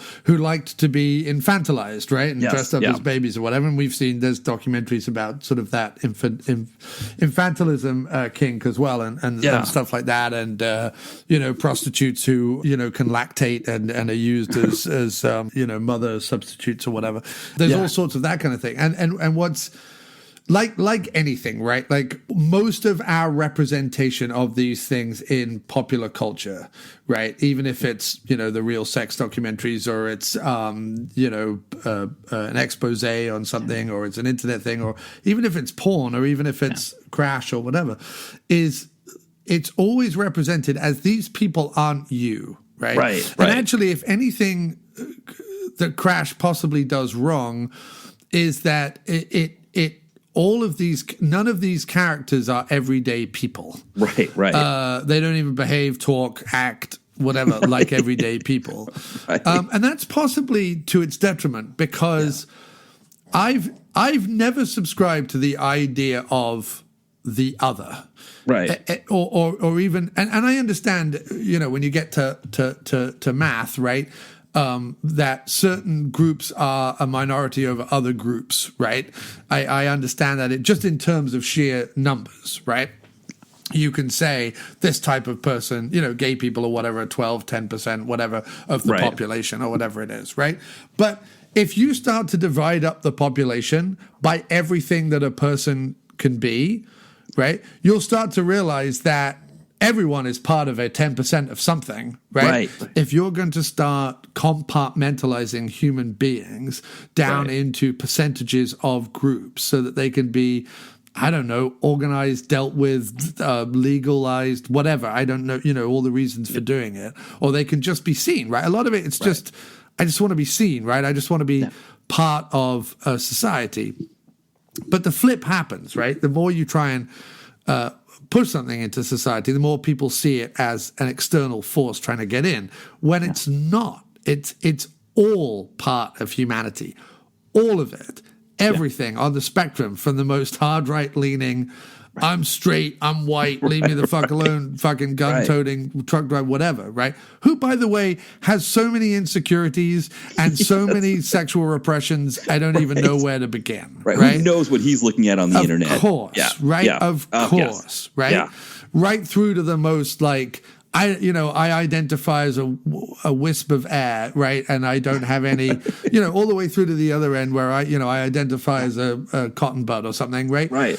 And everything in between. It's at the end of the day, the one thing we have to wrestle with is it's all part of the human animal, all of it, every single bit of it. And some of us have more of it than others, right? Yeah. But to define us by one or two things, but to define us by who we love, to define us by the color of our skin, to define us by the length of our hair, to define us by having boobs or not, whatever, it's all irrelevant. If it's relevant to you as an individual, and a society should be built up where you as an individual can do whatever you want with your body in whatever space, as long as you're not hurting another human being without their consent first, right? Right. Yeah. Society should exist in that way. And that's where we're trying to get to, right? And evolution is always a bumpy road with push, pull, one step forward, two steps back, all the rest of it. But or two steps forward, one step back, or however you want to say it. But at the end of the day, the presenting Crash in the way where you're just like, well, that's those people. Right. Those people feel that way about sex, or those people feel that way about cars. And I'm like, right, but those people are probably relatives of yours, right? I wanted to bring it back to Crash quickly just before we wrap it up. Yeah. But there's a great bit in the trivia that was like, apparently there was much discussion, right, about what Deborah Unger would be holding on to in the scene where in the hospital bed, she's meant to be masturbating James Spader under the blanket, right? Yes, yeah. Which is hilarious to me because I'm just like, mime it. Like, put your hand under the blanket and move it up and down. Like, why do you have to be holding on to anything? Yeah. But apparently there was much discussion about this, right? And this is what I love. Like, I almost would love more to have like a very...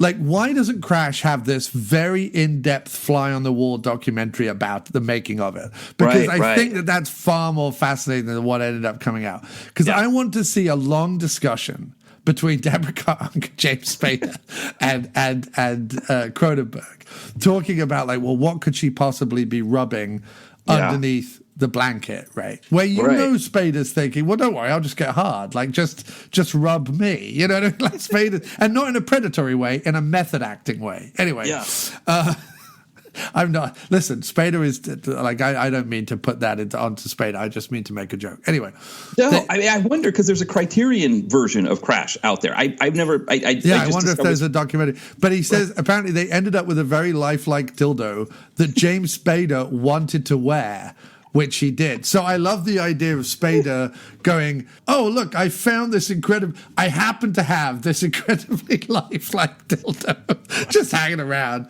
And not only that, but he really wanted to wear it. Like, it could have been on a cardboard box and she could have faked it. Because, like, apart from the one wide shot where all you see is her hand under the blanket after James finishes, the close-up is literally just a blanket going up and down. Like anything could have been under the bed. But the fact that Spader was like, not only do I have a lifelike dildo, but I'm really excited about wearing it. I just think that's fantastic. Apologies. We sadly have to pause for some ads. Maybe if more of you supported us on Patreon. But there it is. So now, interesting. One last interesting piece that I had, kind of along that, again within the trivia. Remember, I mentioned this was number 9 in my top 10 films of the '90s. According to the IMDb trivia, and I think I remember reading this actually, that this is number 8 on Scorsese's list, which actually makes sense if you think about the fact that number 2 on my list was Goodfellas, and I don't think Scorsese had any of his own movies on the list, so that would actually mean that Crash would go up the list, perhaps. But so he actually had it even higher than me on his top 10 of the '90s. So I don't know if that's a surprise or if that makes sense with Scorsese. I feel like Scorsese probably watched this as the artistic human exploration it was intended. I feel like he's pretty well versed in cinematic language and has consumed. I mean, he's consumed, as far as I'm aware, he's consumed more movies than practically anyone else on the planet because he watches, world cinema as much as he watches American cinema. And so I think he probably. Like knew what the film was going for from the beginning. I believe. I can't imagine. I mean, I know nothing about Scorsese really outside of the fact that he was a huge coke fiend at one point. I don't know anything about him. So, he might have said it was one of the best movies of the 90s because he loves watching it every night and jerking off to it. I have no idea. And actually, I'd forgotten. I'd read because Roger Ebert had his list of his top 10 movies of the 90s, and he did the list with Scorsese. And I'd forgotten about that They did the list together, and I think, Crash was on there. And another movie called The Painted Horse, which I hadn't seen. I've seen sent to a Chinese film. I think that's what it was. But I'd forgotten about that they did the list together. But I can't remember what he said about Crash, but I kind of remember it being on the list there. And I was kind of shocked because in a way it almost made me feel good about having it on my list. I was like, oh, okay. Oh, no, I mean, it certainly... I don't know that it's certainly not on my best of the 90s list or whatever, but it's certainly like a quintessential movie of the 90s. If people want to rediscover Crash, as much as I don't necessarily want to go back and watch it again, just because I found it a bit boring, it's generated great discussion, and I think it's a film that people should see and confront and figure out how they feel about it and so on. So if we can shine a light on it, so much the better. So as we wrap this episode, the last thing that we need to do, as we do at the end of every Sleazy Spader Springtime, is he puts something into the Sleazatorium, right? So in his basement, James Spader has a Sleazatorium that has artifacts from all the films that he was in, and it's never normally the obvious thing, right? It's It's never, it's never the most sexual thing that happens in one of his films. It's like a little weird thing. It's a towel, or it's a hat, or it's a whatever. And the Sleazatorium has all sorts of things in it.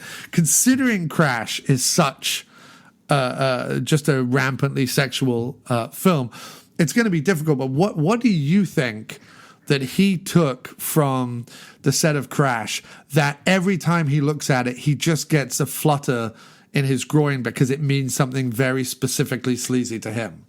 Boy, that's a good question. I mean, would it have been the fake dog that was found at the scene of the accident? That is a gloriously dark choice. I absolutely applaud that. I wasn't even thinking that. That is you've won that round, sir. Yes, it's the stuffed it's the stuffed mangled dog with flecks of blood on it. I was going to say it was the seat cover that Deborah Kara Unger grabs with I don't know whose hand it is actually, but there's a hand that's covered in seminal fluid or spermatozoa or cum, to use the parlance of our times, that grabs a seat cover in the sequence in the car wash when Elias is roughly having sex with Deborah Kara Unger in the back seat. And I was thinking that maybe Spader would either have taken the seat cover, or even weirder, would have taken the rear view mirror from that car and have that in the Sleazatorium. But I'm sorry, you win with the dead dog. That's phenomenally dark, and I think absolutely wonderful. He took the dead dog and the bra that the dead stuntman was wearing when he did the accident. That's what he took. That's definitely what's in the Sleazatorium. Oh my God, that's phenomenal. That's the darkest answer yet, I think. But it's well, because the one thing that they're very ambiguous about in the movie is whether or not, like, the characters, like like obviously the film did not kill a real dog, but like whether they, whether that was actually a stuffed dog, or like in the movie that was supposed to be a dog that was a like real dog, right, that died in the accident. Like it's. It's kind of there, and I guess from the, because I was trying to think if there was something in the car remember when he goes back to his car and he finds like his porn collection and naked Polaroid. Oh my God, I wanted to. Yes, what was it? A fistful of beauty. What was it? What was it? A fistful of. It wasn't beauties. No, I've got to find it, because it was, when I saw it, I'm like, that is hilarious. Yeah, that was the porn magazine that they went with, because I'm like, I get you have to make up a porn mag because you don't want to pay for Hustler or Playboy or whatever, but the fact that it was such a ridiculously bad 70s porn mag, it was near the end, right? No, it's like kind of near the beginning because his car is crap. He goes to the impound lot to pick up his car, and that's where he meets Holly Hunter, and they go back and have sex, and he's going through the wreckage of his car. I just want to. Oh, that's it. The name of the magazine is A Fistful of Bimbos. Right, that is absolutely splendid. That's what they came up with. That the magazine that James Spader would be reading would be A Fistful of Bimbos. Yeah. That is absolutely phenomenal.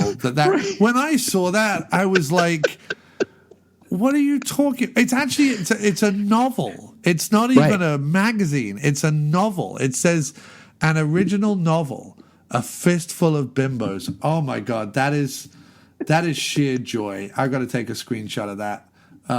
That's going to be the episode image for this episode. I'm gonna just take a screenshot. That's the perfect screen. Yeah, I didn't even think of that. Yeah. Oh, A Fistful of Bimbos. That is incredible. That is, and on that bombshell, we'll end this episode. All right. That's great. I wonder if it's a real novel. This is the next thing. Is like, did Cronenberg come up with that, or right?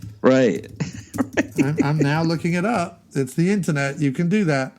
Yeah, it's all there for us now. Yeah.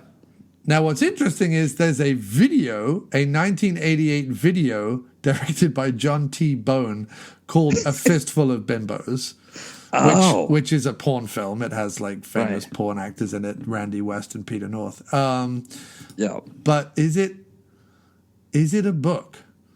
I'm gonna put novel next to it. Let's have a look. It is. It's a real. A Fistful of Bimbos. It's on Biblio, which is a kind of like the IMDb for books. Right. It was by an author called Ruby Rhapsody. It's from Toronto, Ontario, Canada. Interlude Press, 1989, softcover. It's available. It's in very good condition. It has the usual signs of wear that one would expect to see in any paperback book that has been read. Sure it does. Yeah. Its keywords are explicit erotic fiction, sleaze, erotica, heterosexual erotica.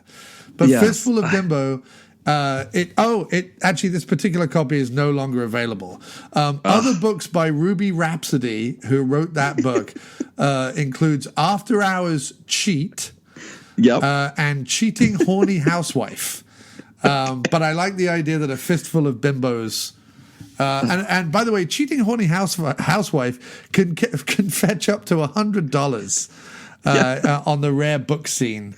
There's currently a copy in Gloucester City in New Jersey. So that's kind of near me here. If you want to get to Gloucester City in New Jersey, then go right ahead. It's Between the Covers, Rare Books Inc., and they're selling it for $100. So of course, $100. I mean, I just love the idea of Spader either A, being in traffic, right, and he's just like while the car is stopped. I don't know what Toronto's traffic is like, but he's in traffic, or just the idea of him being on the subway in Toronto, just sort of like riding around reading that, just. Yeah, but got to go. I mean, everybody reads a book, right, when they're on the subway. I mean, I guess not anymore. Now, I know I'm like one of the rare ones that reads a book on the subway. But I mean, me reading that book, I guess if it's $100, I couldn't because it's like in my backpack, rucksack, But you know that they went to a sex shop in Toronto. Yeah, pick that up. And were looking around, and they saw something called A Fistful of Bimbos, and they were like, That's the book. Can you imagine going to a sex shop with Spader? Like, that's just in the 90s. Like, now I don't know how much it would be fun, but in the 90s, like walking in with him, with his sunglasses on, I mean, it would be,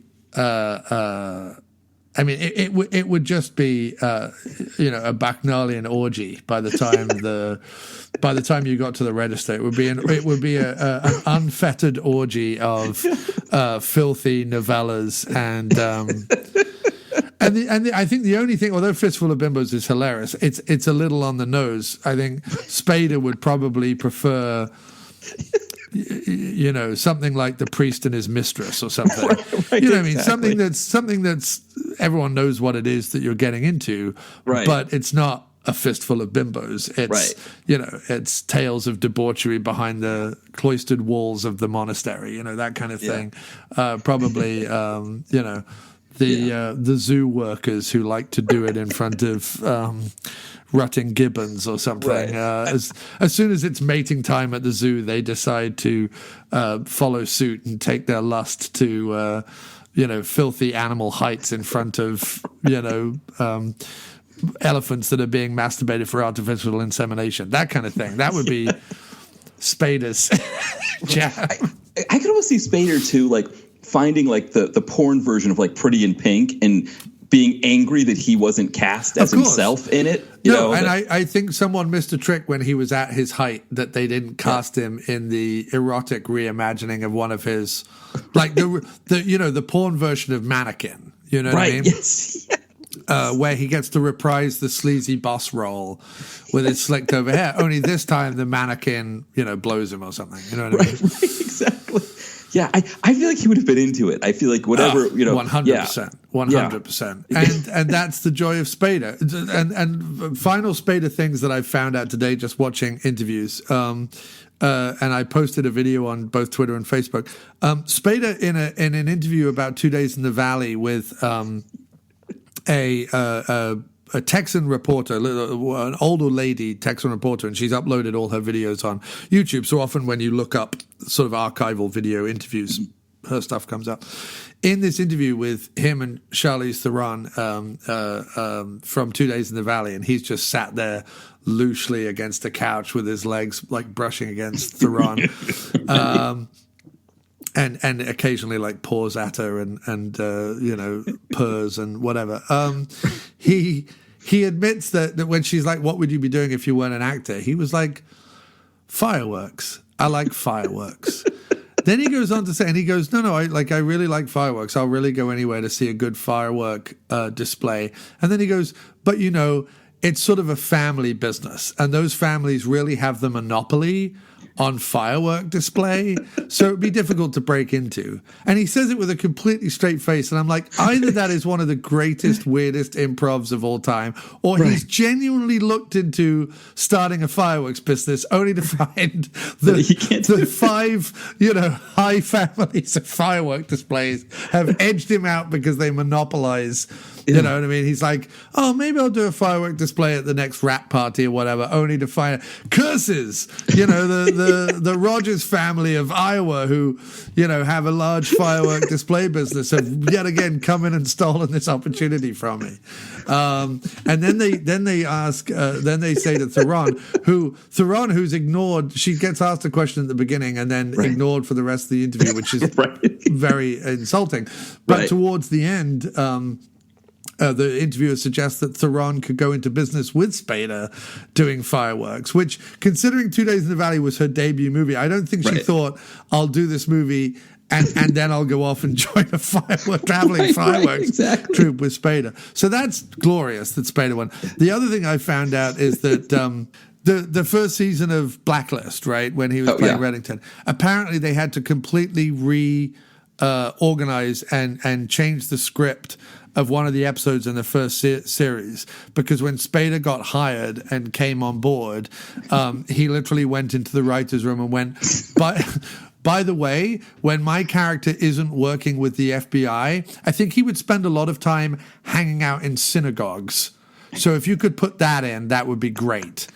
And that was his artistic note about Raymond Reddington, who is, you know, a wanted terrorist and spy and whatever, is that when not working on international espionage and terrorism, he would be hanging around a lot in synagogues. Didn't go into any more detail than that. But that's so hanging around synagogues and fireworks. And this is what I mean about Spader. It's never. It's never, you know, oh, I own a busload of dildos. Like, it's never anything obvious. Yeah. It's, I like fireworks, right? Yeah. I like, and he doesn't go on to say this, but he probably would, like, I like how the rockets penetrate the sky's innocence. and explode fire flowers across the sky. You know what I mean? Like he would find a way to make fireworks, an innocent childhood pastime of watching fireworks. He would find a way to make it incredibly sexual. Yeah. You know what I mean? Like the penetrative rocket shooting into space, ejaculating light across, you know what I mean? Like he would find a way to just make fireworks just incredibly sexual. And again, hanging around synagogues, right? He doesn't go into any detail, but there's something there. The idea of a portly, because he's, fat now, portly, behatted, tiny hipster scarf wearing Spader hanging around synagogues, rubbing his waistcoated belly and just like licking his pursed lips is just obscene. Like, why is he in a synagogue? Why is he wearing a trilby? Why is he portly and happily rubbing his belly? Like, it's all obscene, yet none of it comes straight. Like, it's not, I think he would hang around sex shops or hang around strip joints or whatever. It's he hangs around synagogues, you know what I mean? Dressed obscenely and rubbing his belly. Like, he finds a way. That's what I'm saying. Right. So that's the essence to Sleazy Spader is not, cocks and things. It's fireworks and synagogues. No, it's a great. I mean, it's so. I mean, just a quick with that whole thing with the fireworks thing. A friend of mine went to a private school in New Hampshire for a short period, and they used to have this show in New Hampshire called Granite State Challenge, where the high schools would compete in this trivia thing. And of course, at the beginning, they'd ask the kids about themselves. And I guess there was a film of when their school was on the show. They asked them kind of, what do you like to do? And their answers were, the first one said, my family doesn't know this, but I have a secret chicken farm in the backyard. And then the second one said, yeah, I dabbled in flamethrower repair. Right. And so it's almost like Spader, these kids have the Spader energy. And I wonder where it goes. Like, because I wonder what happened to those two kids who did that. I mean, they would have been older. They probably would be in their close to 50 now. Right. But where, how do you not, because what do you do with that energy if you're not Spader and you've been born in this life, in this world where you're in, a celebrity, you can do, you have an outlet just for it. Loose your way around the world, just in linen suits, right? And just say these things. Like, he's got an outlet for it all. It's like he doesn't have to keep this to himself. Like, he can just say synagogues, and they have to accept it because it's they have to. We need Spader on this show. We have to.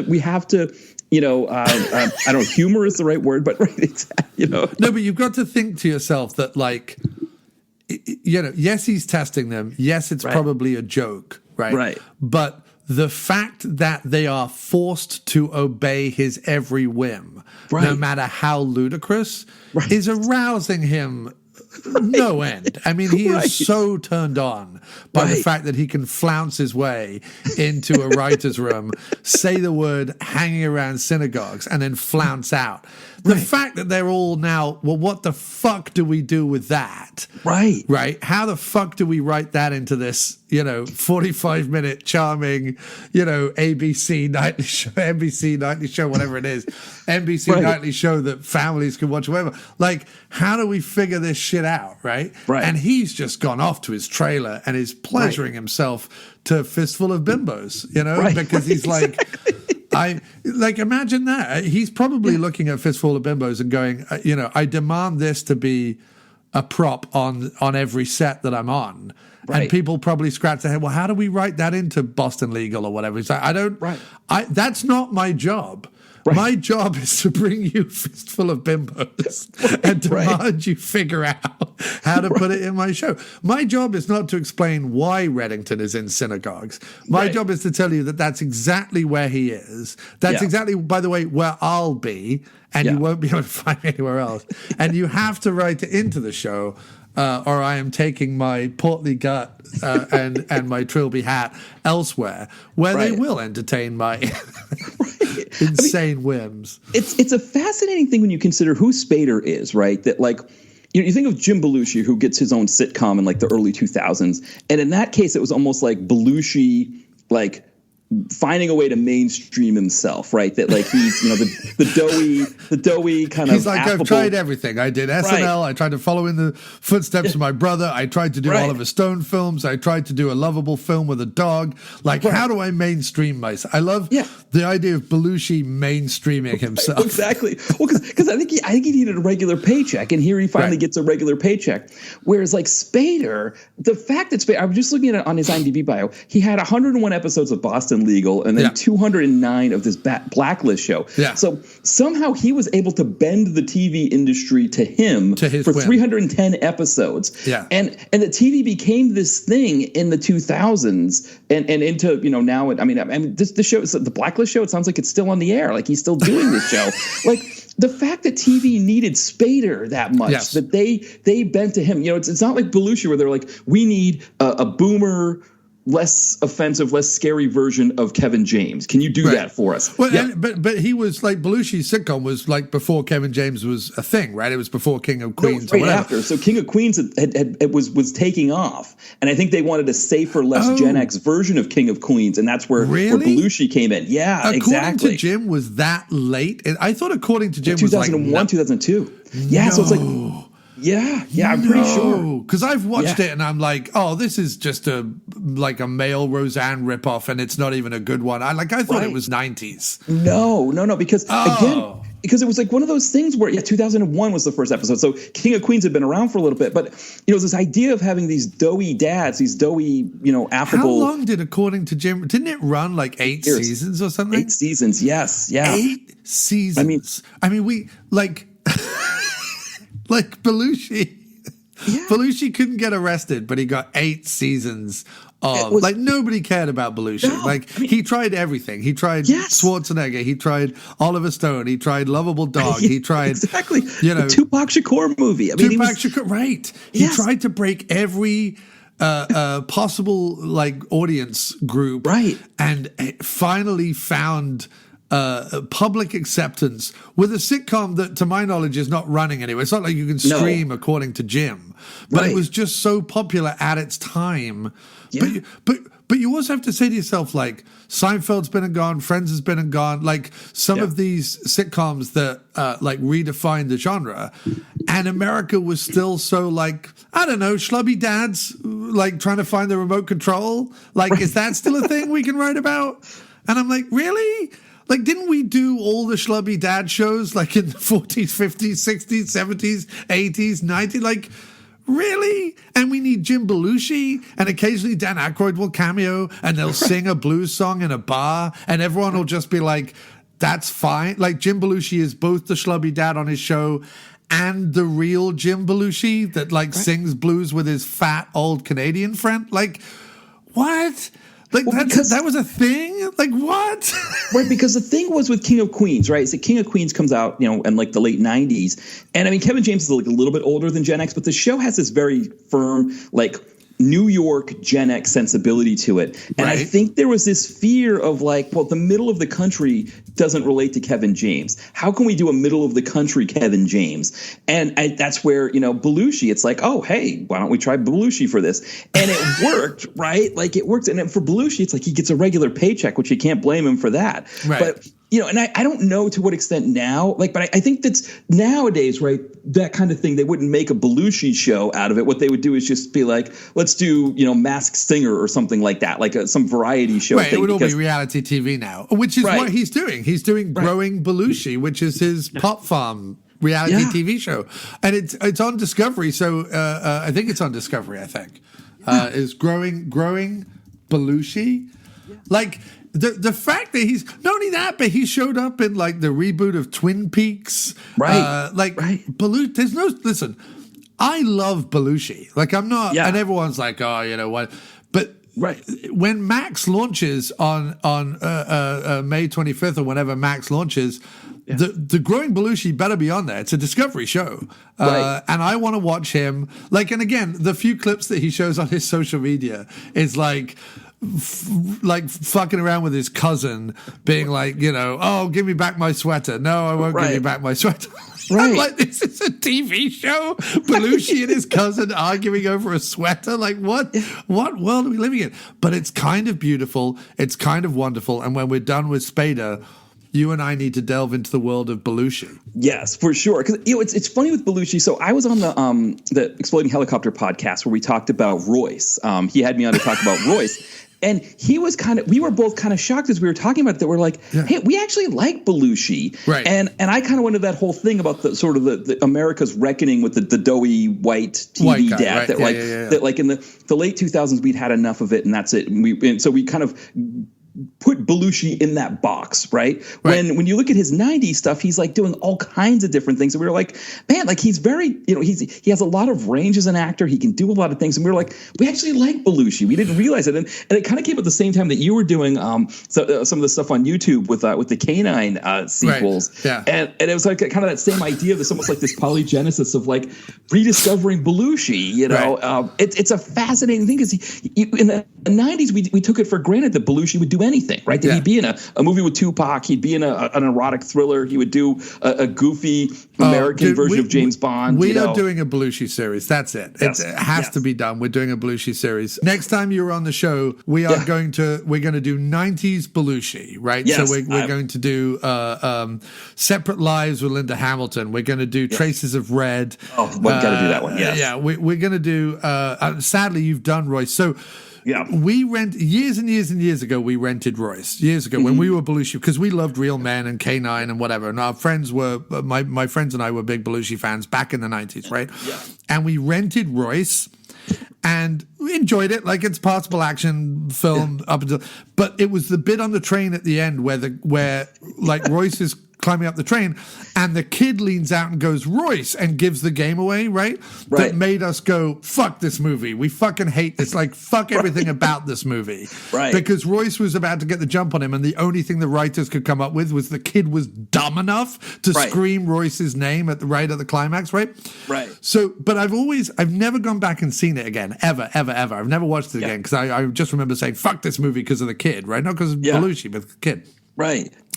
I was in the archive down in Bridgeport buying some VHS as I normally have, and I found Royce on VHS. And I'm like, I have to buy Royce on VHS. And what's funny is over the years, I've collected VHS films of films that I personally feel that they're all films that I watched or rented in the 80s or the 90s, right? They're all films that I don't consider great at all. They're not films that I would consider like even K9 or whatever, or Real Men. But they're all films that I refuse to let die. Like, I want to know that they have a life out there. Does that make any sense? Oh, yes, absolutely. Yeah. So there's a Michael Winner film called Bullseye with Roger Moore and Michael Caine, and no matter which way you slice it, as much as you want to like it, it's awful. Like, it's just so bad, and you're like, I don't know how Michael Caine, Roger Moore, and Michael Winner could have made such a bad movie, but it's so bad. But I don't want to let Bullseye die. Like, I can never let it die. It needs to exist somewhere in the world. The idea that Bullseye fades into the background, I will not let that happen. There's something about it that, I'm not going to call Winner a master of British cinema, but Caine and Moore are definitely masters of British cinema, right? Yeah. That at some point, two masters of British cinema and a passable British exploitation director got together and made a movie that was so bad that you have to just, like, your jaw just has to be on the floor while you watch it. But there's something about it, because I rented it back in the day, because I was like 12 when I first saw it or whatever, and because it had a certain like innate charm to me back when I was a child. Right. I need, like, if someone's like, your house is burning down, what would you run in and grab, right? Outside of my dogs, obviously, and my wife and everything else, but whatever. If there's movies, right, what movies do you run in and grab, right? And you go, I suppose I could run in and grab my special edition 5-disc box set of Dawn of the Dead with all the blah, blah, blah. Well, no, I'll always be able to buy Dawn of the Dead, right? Dawn of the Dead will always be out in the world. It's now a renowned it's not even a cult film anymore. It's like a renowned quintessential film, right? And yes, it would cost me a lot of money to rebuy the box set that I have that's all shiny and lovely. But no, I would run in and save the VHS of Royce. I would save the VHS of Burt Reynolds' Malone. I would save the VHS of Bullseye. I would save, you know what I mean? Like, I would save Hamburg and the Motion Picture, right? There are certain, I would save Splits. There are certain films that I'm like, they can't get lost. You know what I mean? Like, other films will never get lost, and we're thankful for it. But no one's, with the best will in the world, Vinegar Syndrome is not like, let's put Bullseye. Right. Yes. No boutique. Shout Factory isn't like, we should do a Belushi series. Like, no one's saying that. You know what I mean? No one's saving Traces of Red but me. Right. You know what I mean? I'm saving it. And there's something beautiful about that. So, Matt, that tees up the fact that next time you'll be on this podcast, we'll be talking Belushi. And not only that, but the rich vein of bizarre, genre-hopping 90s Belushi. I can't wait. Yeah, it's going to be fantastic. People are going to be like, what the fuck are these movies and where did they find them? And that's what this is all about, Matt. You know what I mean? I agree. Because there are a lot of people. What I've tried to resist with this podcast is, he likes B movies and exploitation films, so that's what we're going to cover. I do like B movies and exploitation films. I do like horror. I do like genre films. I like action. I like whatever. And we've certainly covered our fair share of those films, right? But no other podcast that I know about is talking about Donald Pleasance, James Spader, Jim Belushi. Like those... You know what I mean? No one else is talking about those. I feel compelled to keep them alive. So that's what I'm doing. And that's what we'll continue to do here on the After Movie Diner. Matt, it has been a complete pleasure talking to you yesterday and today. I will try and edit this together by Thursday to put it out into the world. But thank you very much. And you are welcome back anytime to Belushi your way through the 90s. Thank you. Thank you for having me on. And we got to get you on my show as well at some point too. So we'll work that out for sure. Yes. We've come to the end of the show. That wasn't so bad, was it? You can move forward now with the confidence that you are a survivor.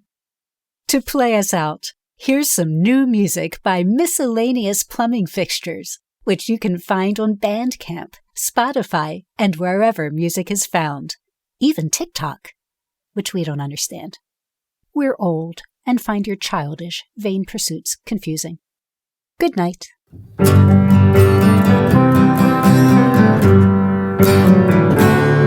up with no fixed agenda. Happy in the place you made. Yeah. When defiance looks like surrender,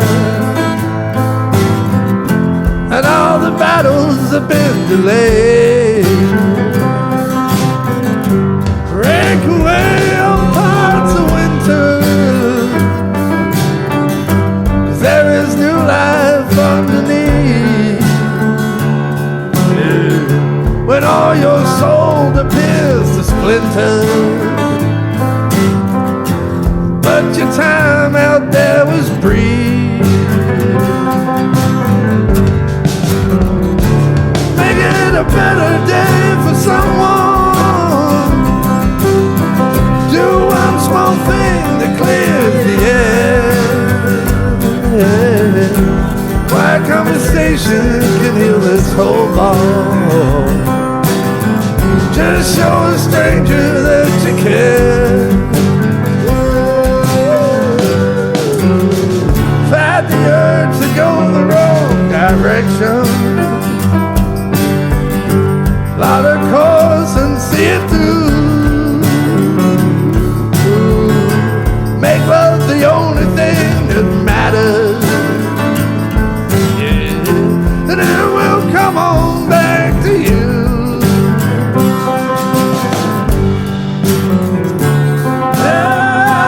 Make it a better day for someone.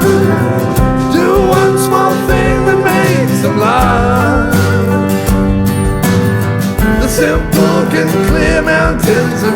complexity. And just know there is no second drive.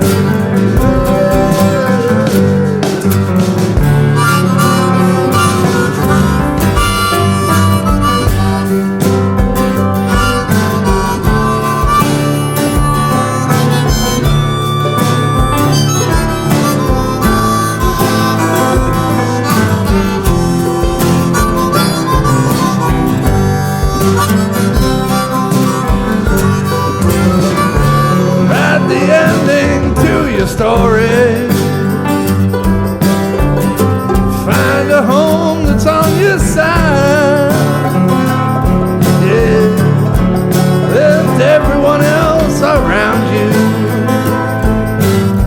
Welcome the rolling of the tide. Let it roll, let it roll, let it roll. Make it a better day for someone. Small thing that clears the air. Quiet conversation can heal this whole world. Just show a stranger that you care. Show him that you care. Make it a better day for someone. Do one small thing that makes them laugh. Simple can clear mountains of complexity. Oh, baby, just know there is no second drive.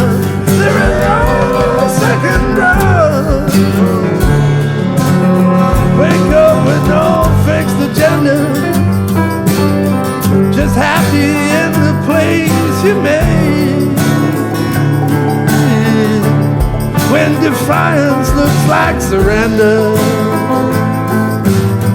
And all the battles have been delayed. Rake away old parts of winter.